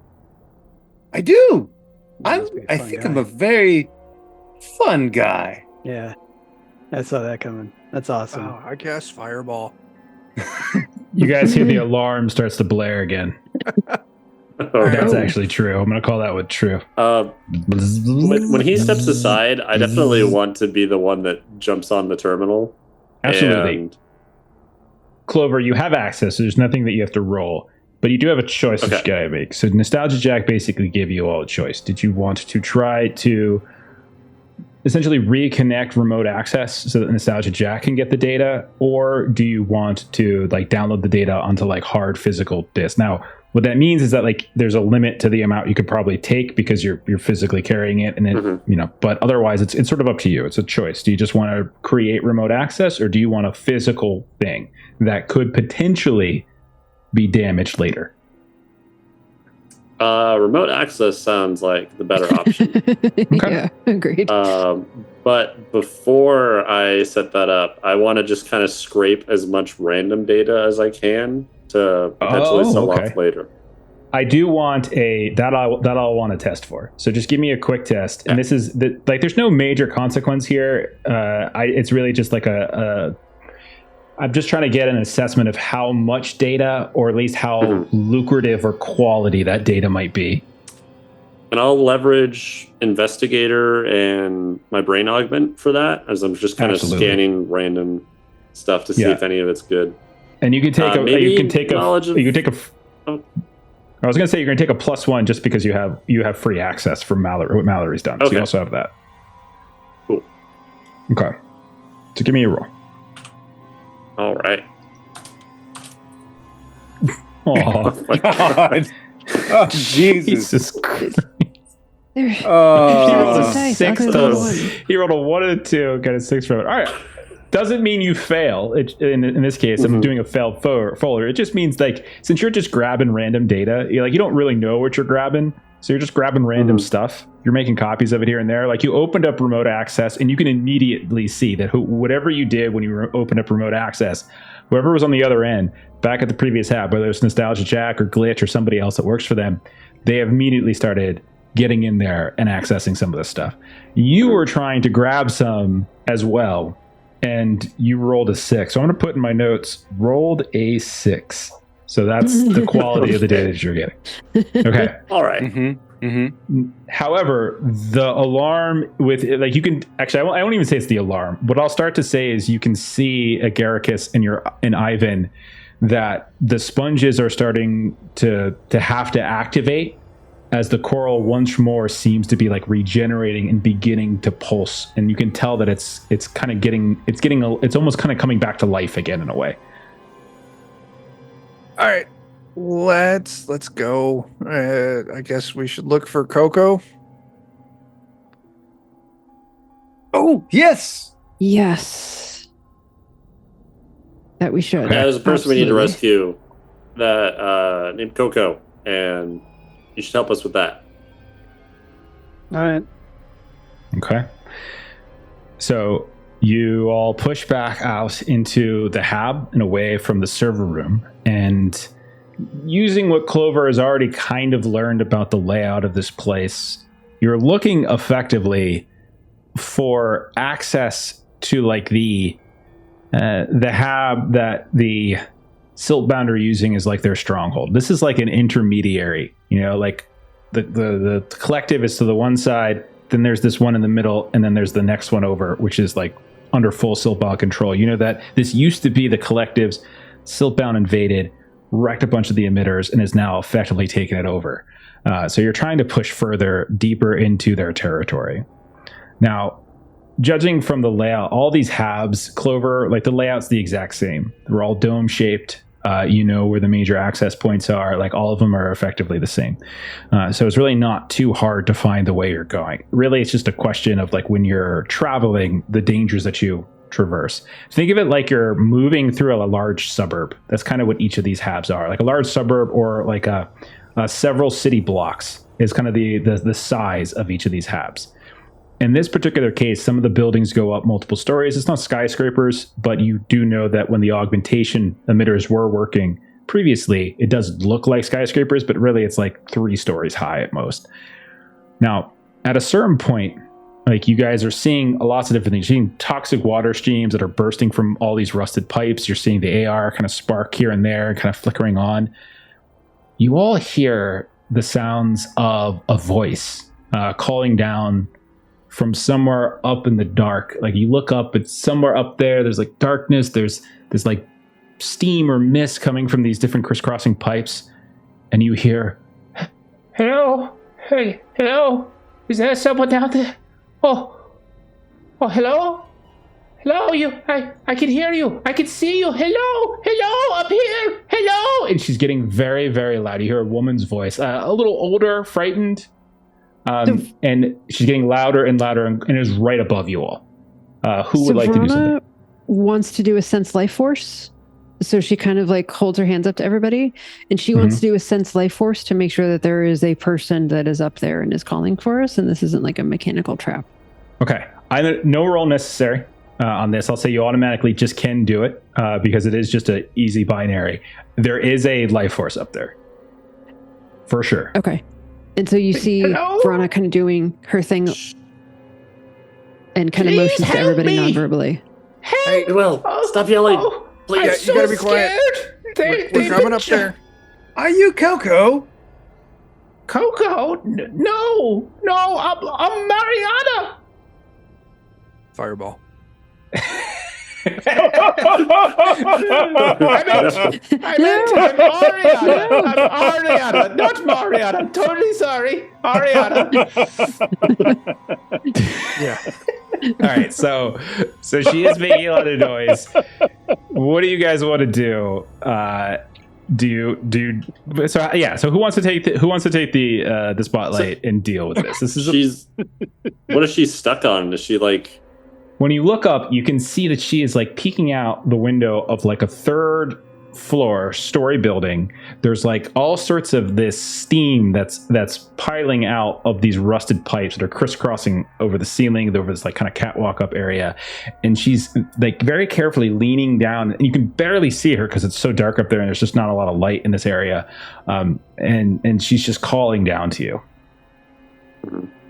I'll just like motion like get down. I can't. I'm injured. I need help. Please help me. I've been here by myself for so long. Help. I'm gonna take a look up there and just kind of focus. Is she bleeding? I'll say just like Verona, considering what you have, I'll say no roll. No roll for this one. You're tapping into your what is it called? What's that damn tag called? Blood. Detect blood. Yeah. You can definitely tell that there's blood up there. You're not sure if she's bleeding, but she has bled. So it could have been, the bleeding could have stopped, but you can definitely smell blood coming down from above. I don't know if it's her, but something's bled up there. Can I tap into read body language? You can't really see her well enough. Yeah, you can't really see her well enough to read body. Like you can see like her face occasionally peeks out, and you can tell like it's like half in shadow as she's calling down. Okay. And That's she's fine, getting I'm not very too off. noisy here. So at this point, I am going to ask someone to make a decision. And like, you don't have to do anything. I just want to know what you guys do. So Ivan, go ahead. I would like Fireball. I would like to leverage my, like I did in the water. I want to rocket myself up there. Okay. And I would like to use Pyromancer, unharmed by fire. And I am actually concerned for this lady and possibly leveraging has a soft side, maybe putting myself at risk a little bit to try and get up there Nice. as quickly as I can to try and help her out. Okay. So has a soft side. Where's that from? It's Oh, yeah, personality, rebel without a cause. I was looking as that as a weakness tag. That's what I was thinking. No, Okay. So was that 3 that's you've why got? I went and fed those homeless kids on the first session. So you're I gonna am try to like A good person. just fire. Yeah, Okay. I'm gonna Yeah. Iron Man it up there. Iron Man it up here. Absolutely. I was thinking Johnny Flame, but yeah, okay. Oh, Yeah. that works too. All right. Yeah, go for it. Okay. Okay. Yeah, go for it. Okay. How's a 14? 14 is phenomenal. So Boxcars? what I will Oh, so say, close. what I will say with 14, if this isn't a tracked outcome, so you don't got to worry about power or anything like that. All right. But what I will say is, as you get very close to that steam, you realize it's not steam and it's gas. Oh, But that no. allows you to like quickly deflame and just land on a catwalk before you ignite it. And so you're basically on this catwalk, and you can see when you look over at her, like, and she's like, "Oh, thank you, boy, oh please!" And she's reaching out. When you look at her, she is, well, she definitely looks like an older, elegant woman. Yeah. Like you could tell at one point she probably wore her hair like kind of tight back, but it's frayed now and kind of wet. And you can see that she likely had on clothes of like actual clothes that are of the Hollywood, old 1940s Hollywood variety. But you do notice that occasionally her face flickers. And whenever you're watching the flickering, like when it drops, you can see one half of her face is just kind of drooping down and kind of twisted. And there's like boils here and there kind of popping out of it. And you can also see that as she's reaching her hand out to you, whenever that flickering happens, like at first it just looks like a slender arm of a woman maybe in her 50s or so. But as it reaches out to you, the flickering happens and it becomes a little bit gnarled and almost arthritic in some way, as if like she has like a personal emitter that is trying to like camouflage herself. Yeah. She's like, I "Oh, won't judge her for please." that. Yeah, I'll continue up. I'm on the catwalk. I will move up Okay. to where she is. And I just ask, is there anything we need to grab? I'm going to help you down the catwalk here. And my friend Agaricus, he is going to help give you a lift down to the ground where it's safe. Let me get Fluffle Pets. And so she reaches down and she hands you what looks to be like a mechanical dog that has a sweater and pants on. And she hands it over towards you. Oh, in my bag. 1 second. And she reaches down and she gets this like this purse. You could put Fluffer Pants inside the bag, but be very careful. Fantastic. He's not. You could definitely tell he's not functioning. It just looks like a big, heavy thing. Yeah. Yeah. I won't listen. Okay. I will gladly put Fluffle Pets or Fluffle Pants? Fluffer Pants. Fluffer Pants in the bag. And I'll say, it's going to be, the catwalk is a little rickety, so I'm going to help you go down. But could I also carry your bag and Fluffle Pants so that way you don't have to worry about carrying that and accidentally dropping him? Oh, yes. Thank you so very much. You beautiful young man. And she like reaches out and kind of like tries to like pinch your cheek. And right as she reaches out, her hand turns all like gnarled and definitely looks hag-like. Yeah, I don't pull away. And she pulls it back. Good Just for like you, tree Chuck. branches. Good for you. So proud of you, man. So great. See, I'm a good person. You are, for sure. Fireball. We always say Jeremy is. But maybe we've got it wrong. Okay, Yeah. so you're gonna push her down, and Agaricus is gonna catch her in his vine I am net or something. going to help her out of the window, and I am going to move with her Oh. down the catwalk as Okay. far as we can, safely. And then once I get to a point where I don't think I can safely get her any lower, I'll signal for Agaricus to vine / mushroom / sponge her Yeah. the rest of the Create way like a down. giant mushroom, like little spongy dropping point. Okay.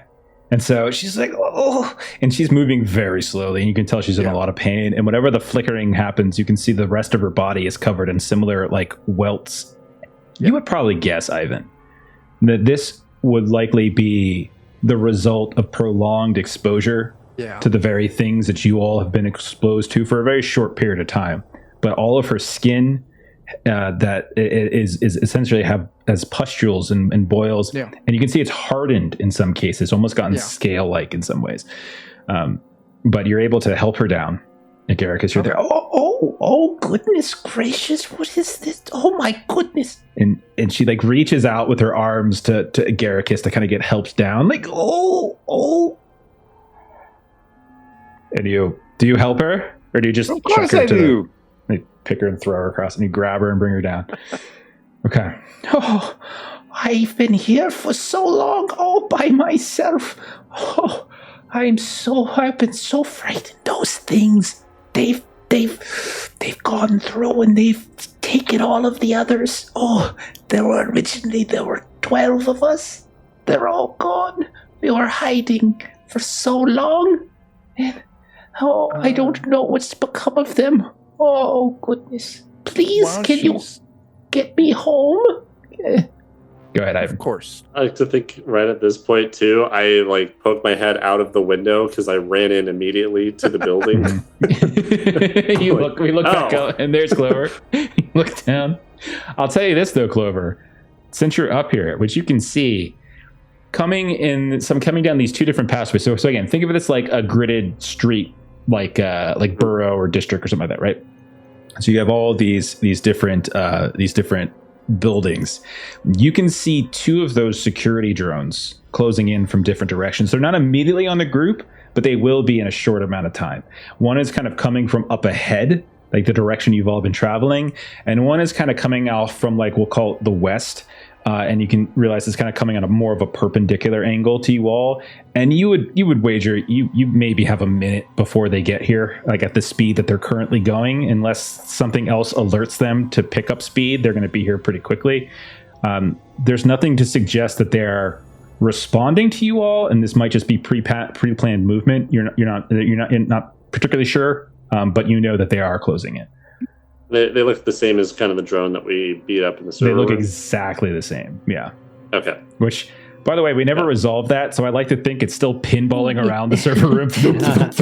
Yeah, we kind of exited the server room. I would That's my bad. have wanted to gift it to Mallory and see if there was something that he could do to like stop it from moving, so that like we could bring it with us. But we can flashback it really fast. of the- I'm fine with that. Yeah. Do a quick flashback. Mallory, did you want to see if you could like hack this thing and like make it into your temporary pet for the mission? Oh, sure, yeah. I mean, Okay. it's already got its access panel open. It does. It's wide open. Yeah. Go ahead and give me just a quick outcome. It's so again not tracked. Put together a pool. I'll give you a +1 because it has been weakened by Vrana. So take a +1 for that. Well, I'll take a +1 from that. Intrusion specialist, because I'm Sure. going into finding back doors so I can get to its OS. So that's Mhm. that's 3. But I just haven't been having the greatest luck lately, Mhm. and I think that misfortune is infectious. Okay. So Oh, that's gonna take me I'm down gonna to tap 2. into that. Yeah. Yeah. Okay. I like it. That's one of his weaknesses. Okay. Give it a roll. Good job keeping your weaknesses in mind. Nice. I got a 12. That is phenomenal. I will say then, as a temporary, we'll put this in your loadout. So in your loadout theme, not sure if this is how to do it or if it's just make a tracking card, but let's just put it, make it a story tag. We'll do that. We'll call it like a commandeer. Just type in that story tag area, just commandeer drone. Okay.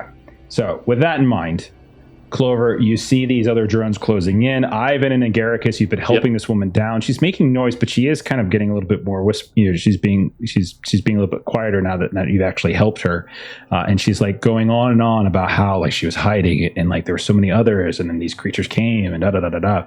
So what is your plan? What do you guys want to do? You know there's danger closing in. So Agaricus, looks like you're about to talk. I call out immediately that the drones are coming.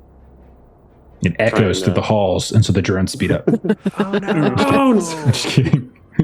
We're going to need to move quickly. So what I'm going to do is it's going to be a little bit awkward, but I'm going to fashion like some ropes of vines, the equivalent of like stirrups on my own back, and create the equivalent of like a little fungi seat, some little vine stirrups, and basically make a little baby, like a grandma Bjorn instead of a baby You're making Bjorn. a Yoda basket? You're making a Yoda basket? I'm basically making Yoda basket for the old lady.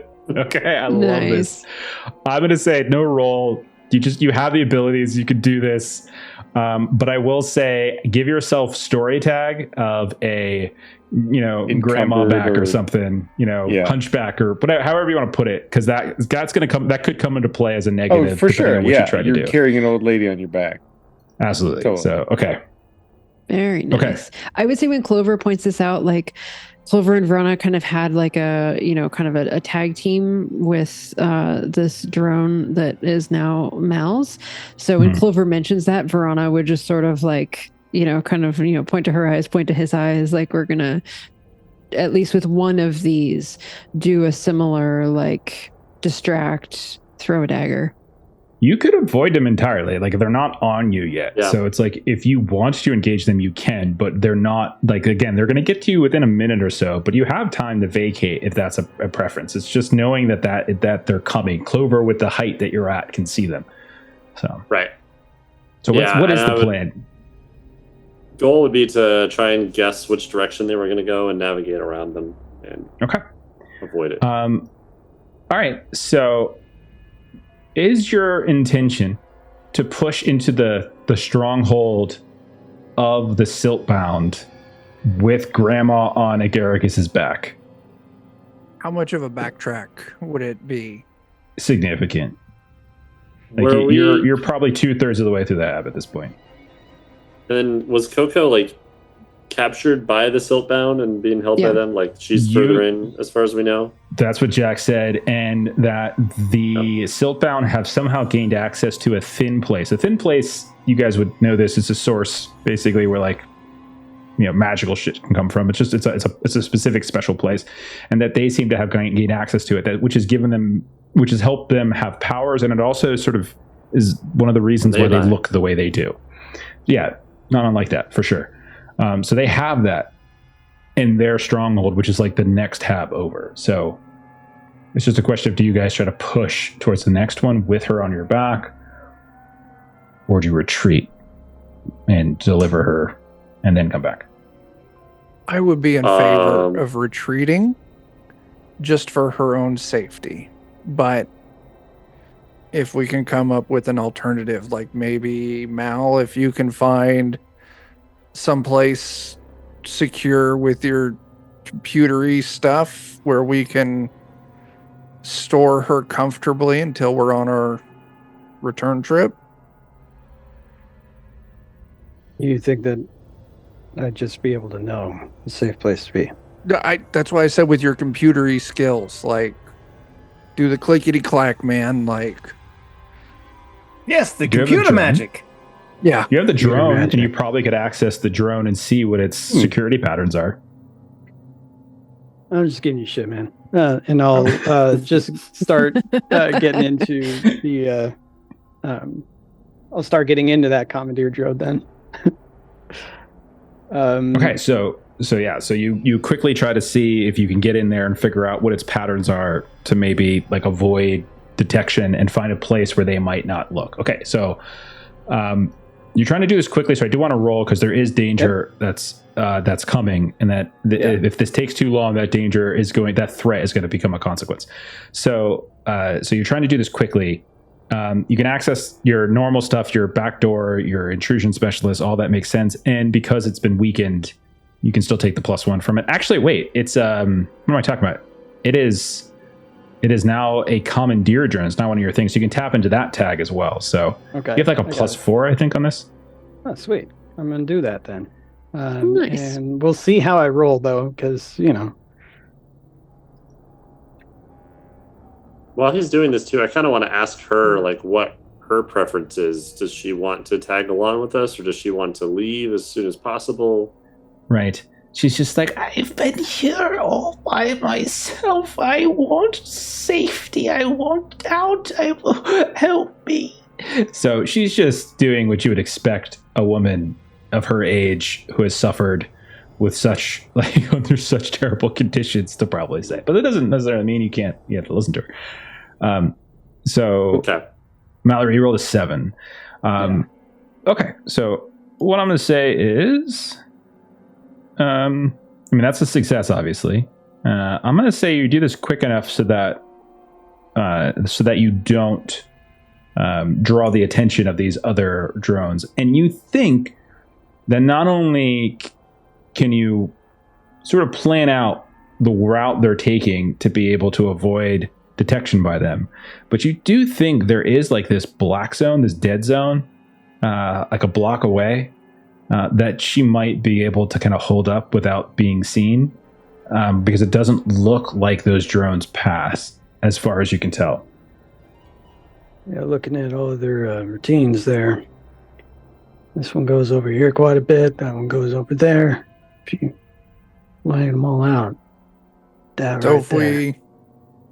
If we stash her there and we go loud to draw attention away, she should be safe until we come back. Yeah. Or we leave her there quietly and we go quietly, and maybe we can all be safe until we get back. That's another fair like point. that better. Yeah. Okay. I'd like to imagine when Vron and Clover were doing the eyes thing and Vron is doing the throw thing and everybody else is like, no. Yeah. Sorry, go Joe.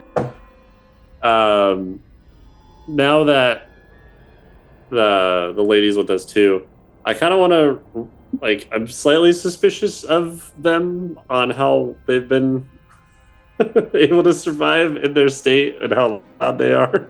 Joe, she's a sweet old lady. Jeez. As we've been talking to her, I want to do read body language and analytical brain augment, but I'm definitely leaning into falls for Staub stories as a weakness. I'm assuming that you guys are also moving now towards that place, right? You're not still standing still. Yeah. Otherwise, Yeah. Okay, that's fair. This is along the way. I'm kind of prodding her. As you find a place, I guess you're telling her you're going to ditch her. She's like, oh, I'm going to be alone again. Oh goodness. So yeah, give me a roll. So read body language, analytical brain augment. That's fine. And falls for sob stories. I'm going to take as a negative. Yeah, definitely. So that'll be a negative, and you can check that you invoked it too. Make sure you're doing that if you haven't. Okay. All right, give it a go. Give it a go. 7. Okay. You can tell from her that she's not. You don't get the sense from her that she is outright lying to you, but you definitely get the sense that she has not told you the entire truth of her experiences here, and you've noticed on her body some of the same kinds of scales that you've seen on some of the creatures that you've faced so far. Small patches, but nonetheless you've seen it. So that I would say is probably what you would be able to conclude from her. No outright lies, just sort of holding some things back about her experiences and what might have happened to those other 11 people she was with. And then something's up with her condition. Okay. Why are you looking at me like that, young man? What? Why are you staring at me like that? That's very rude. I suffered. Stop looking at me. And she starts to cover her face as you're like gawking at her at this point.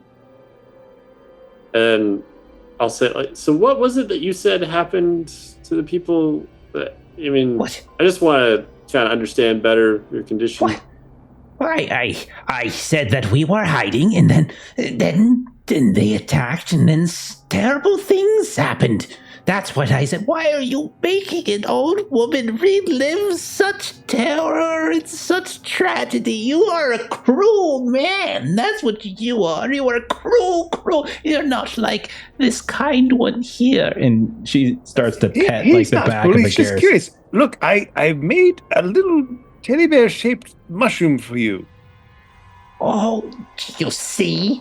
This one is kind. You're just cruel. You're cruel. Your mother must be embarrassed of you. He doesn't even know his mother.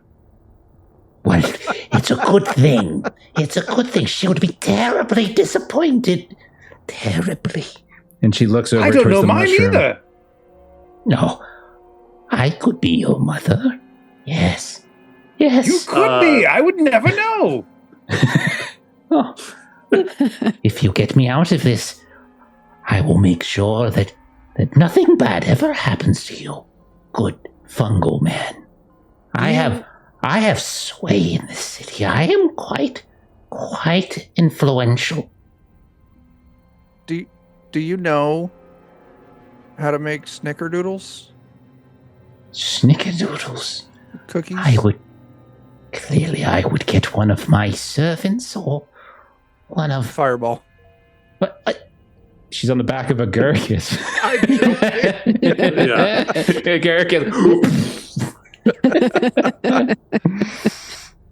All I've right. made a huge mistake. So, what do you guys want to do with her? As you found this, like, kind of like maintenance hatch beneath one of these buildings that doesn't seem to that seems to have not been flooded in the way. Like there's like this trench that seems to be spilling some of the water down. So you find this like maintenance hatch that you could shove her in for a bit if that's your desire. Here's the thing. We could try to find you a safe place, but it would mean spending more time alone, and it sounds like you don't like that very much. But we're also, to get out of here, we have to push through more danger, so you could spend time in danger with us together, or alone but safely. Are you going further? Yes. Yeah. Do you There's more people in there that need help. Do you hear her too?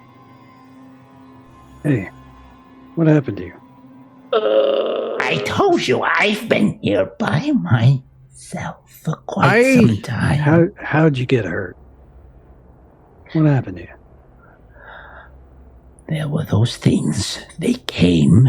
They hurt us. They took away our joy. They took away our happiness. They took away everything that we had built down here. But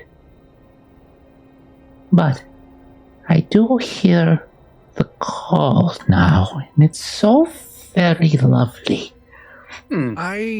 Show me on the teddy sponge where they hurt you. What? No, they did. No, not like They that. might have. They have things that grow here, and there's like some sort of subsea being. I'm going to be pointing Maybe to, if like, you were the head, wounded, the there's brain. a piece of them in you. What are you talking about? They didn't bite me. I hid.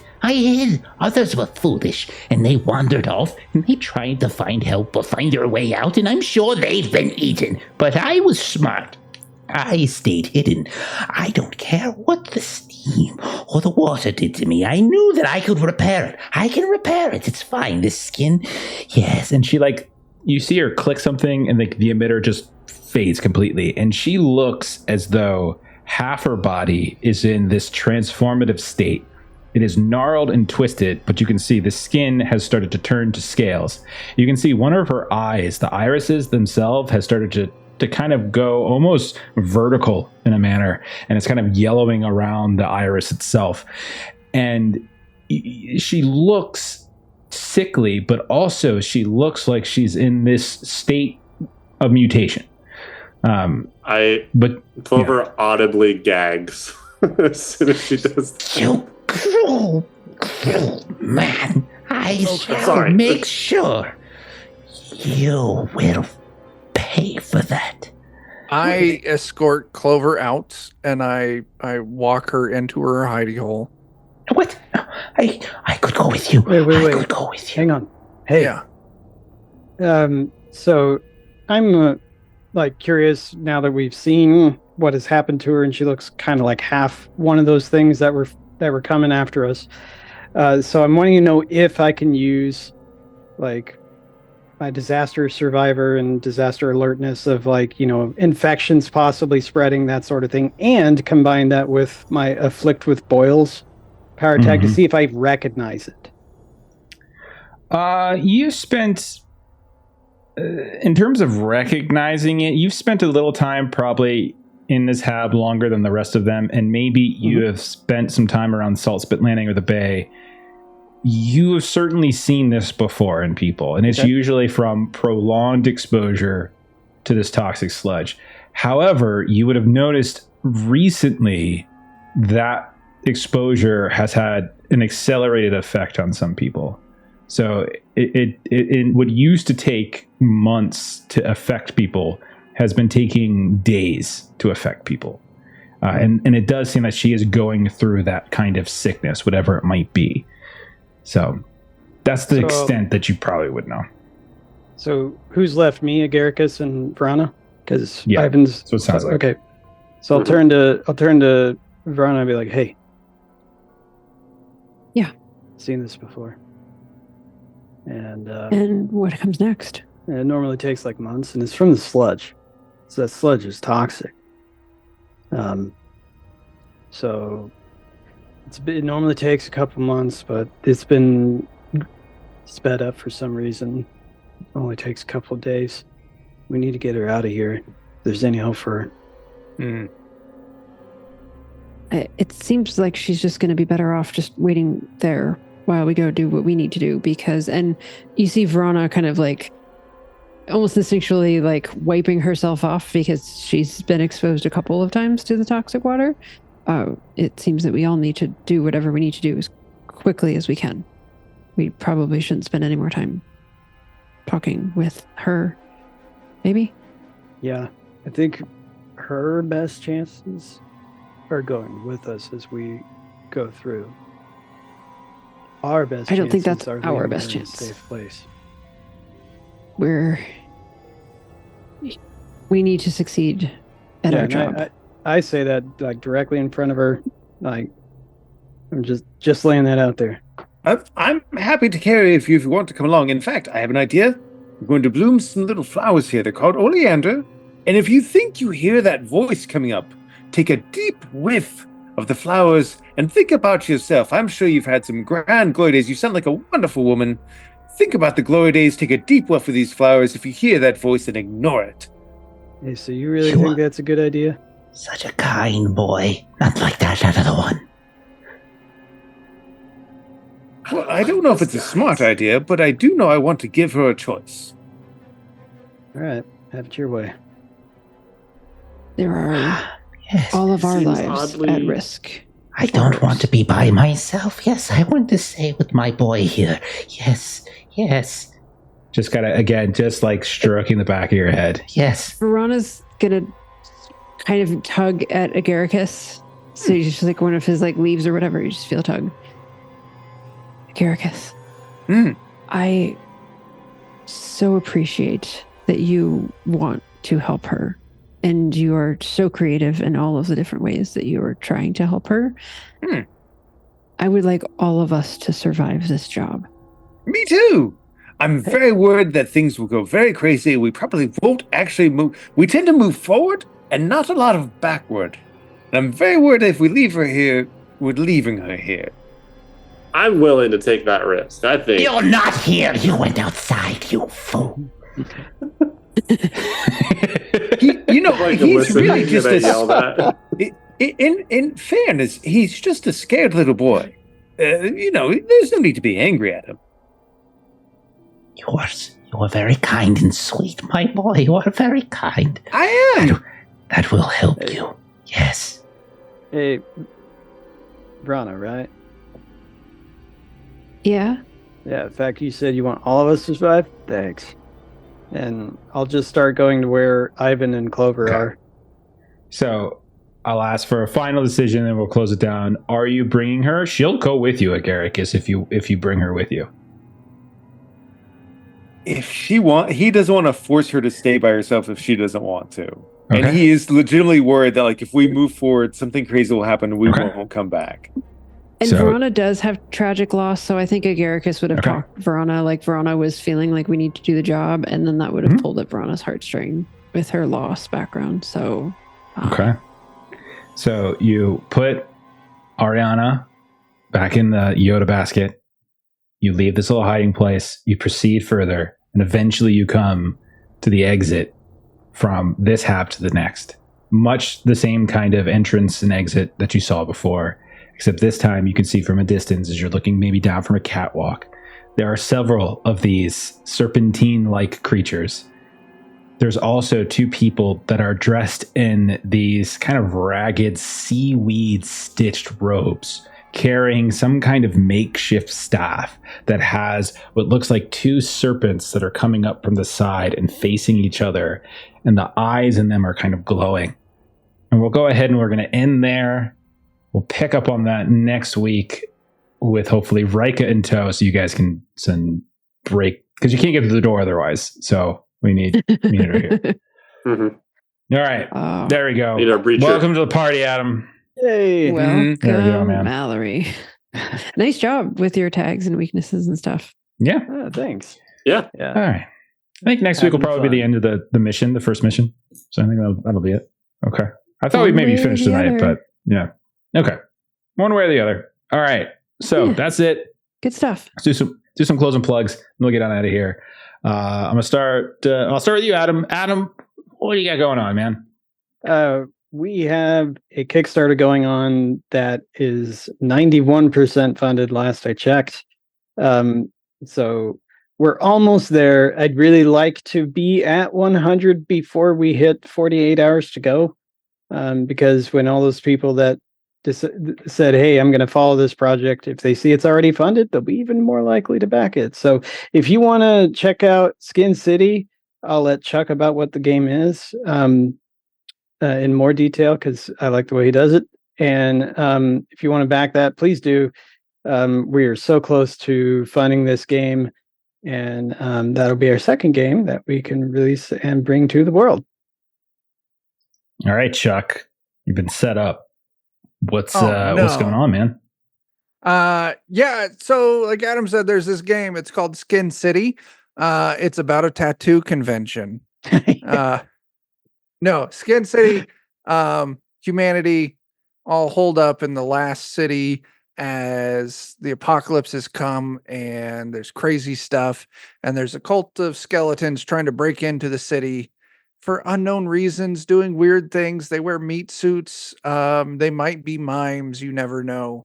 But the important part is you play as those skeletons. Go back it on Kickstarter. Please. All right. Awesome.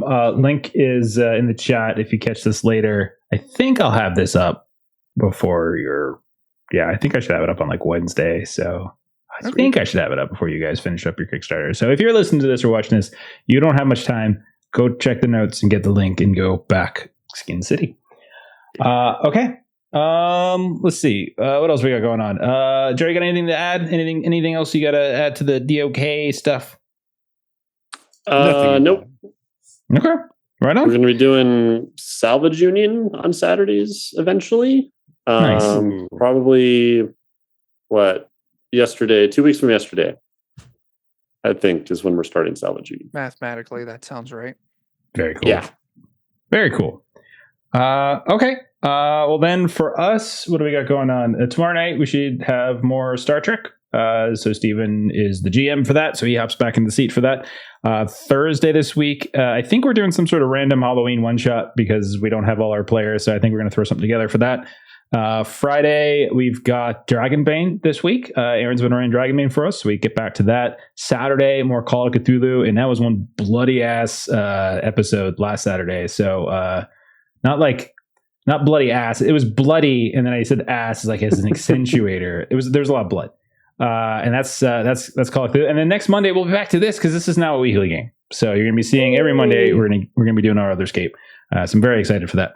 We're gonna go ahead and raid somebody. Let's see what we got.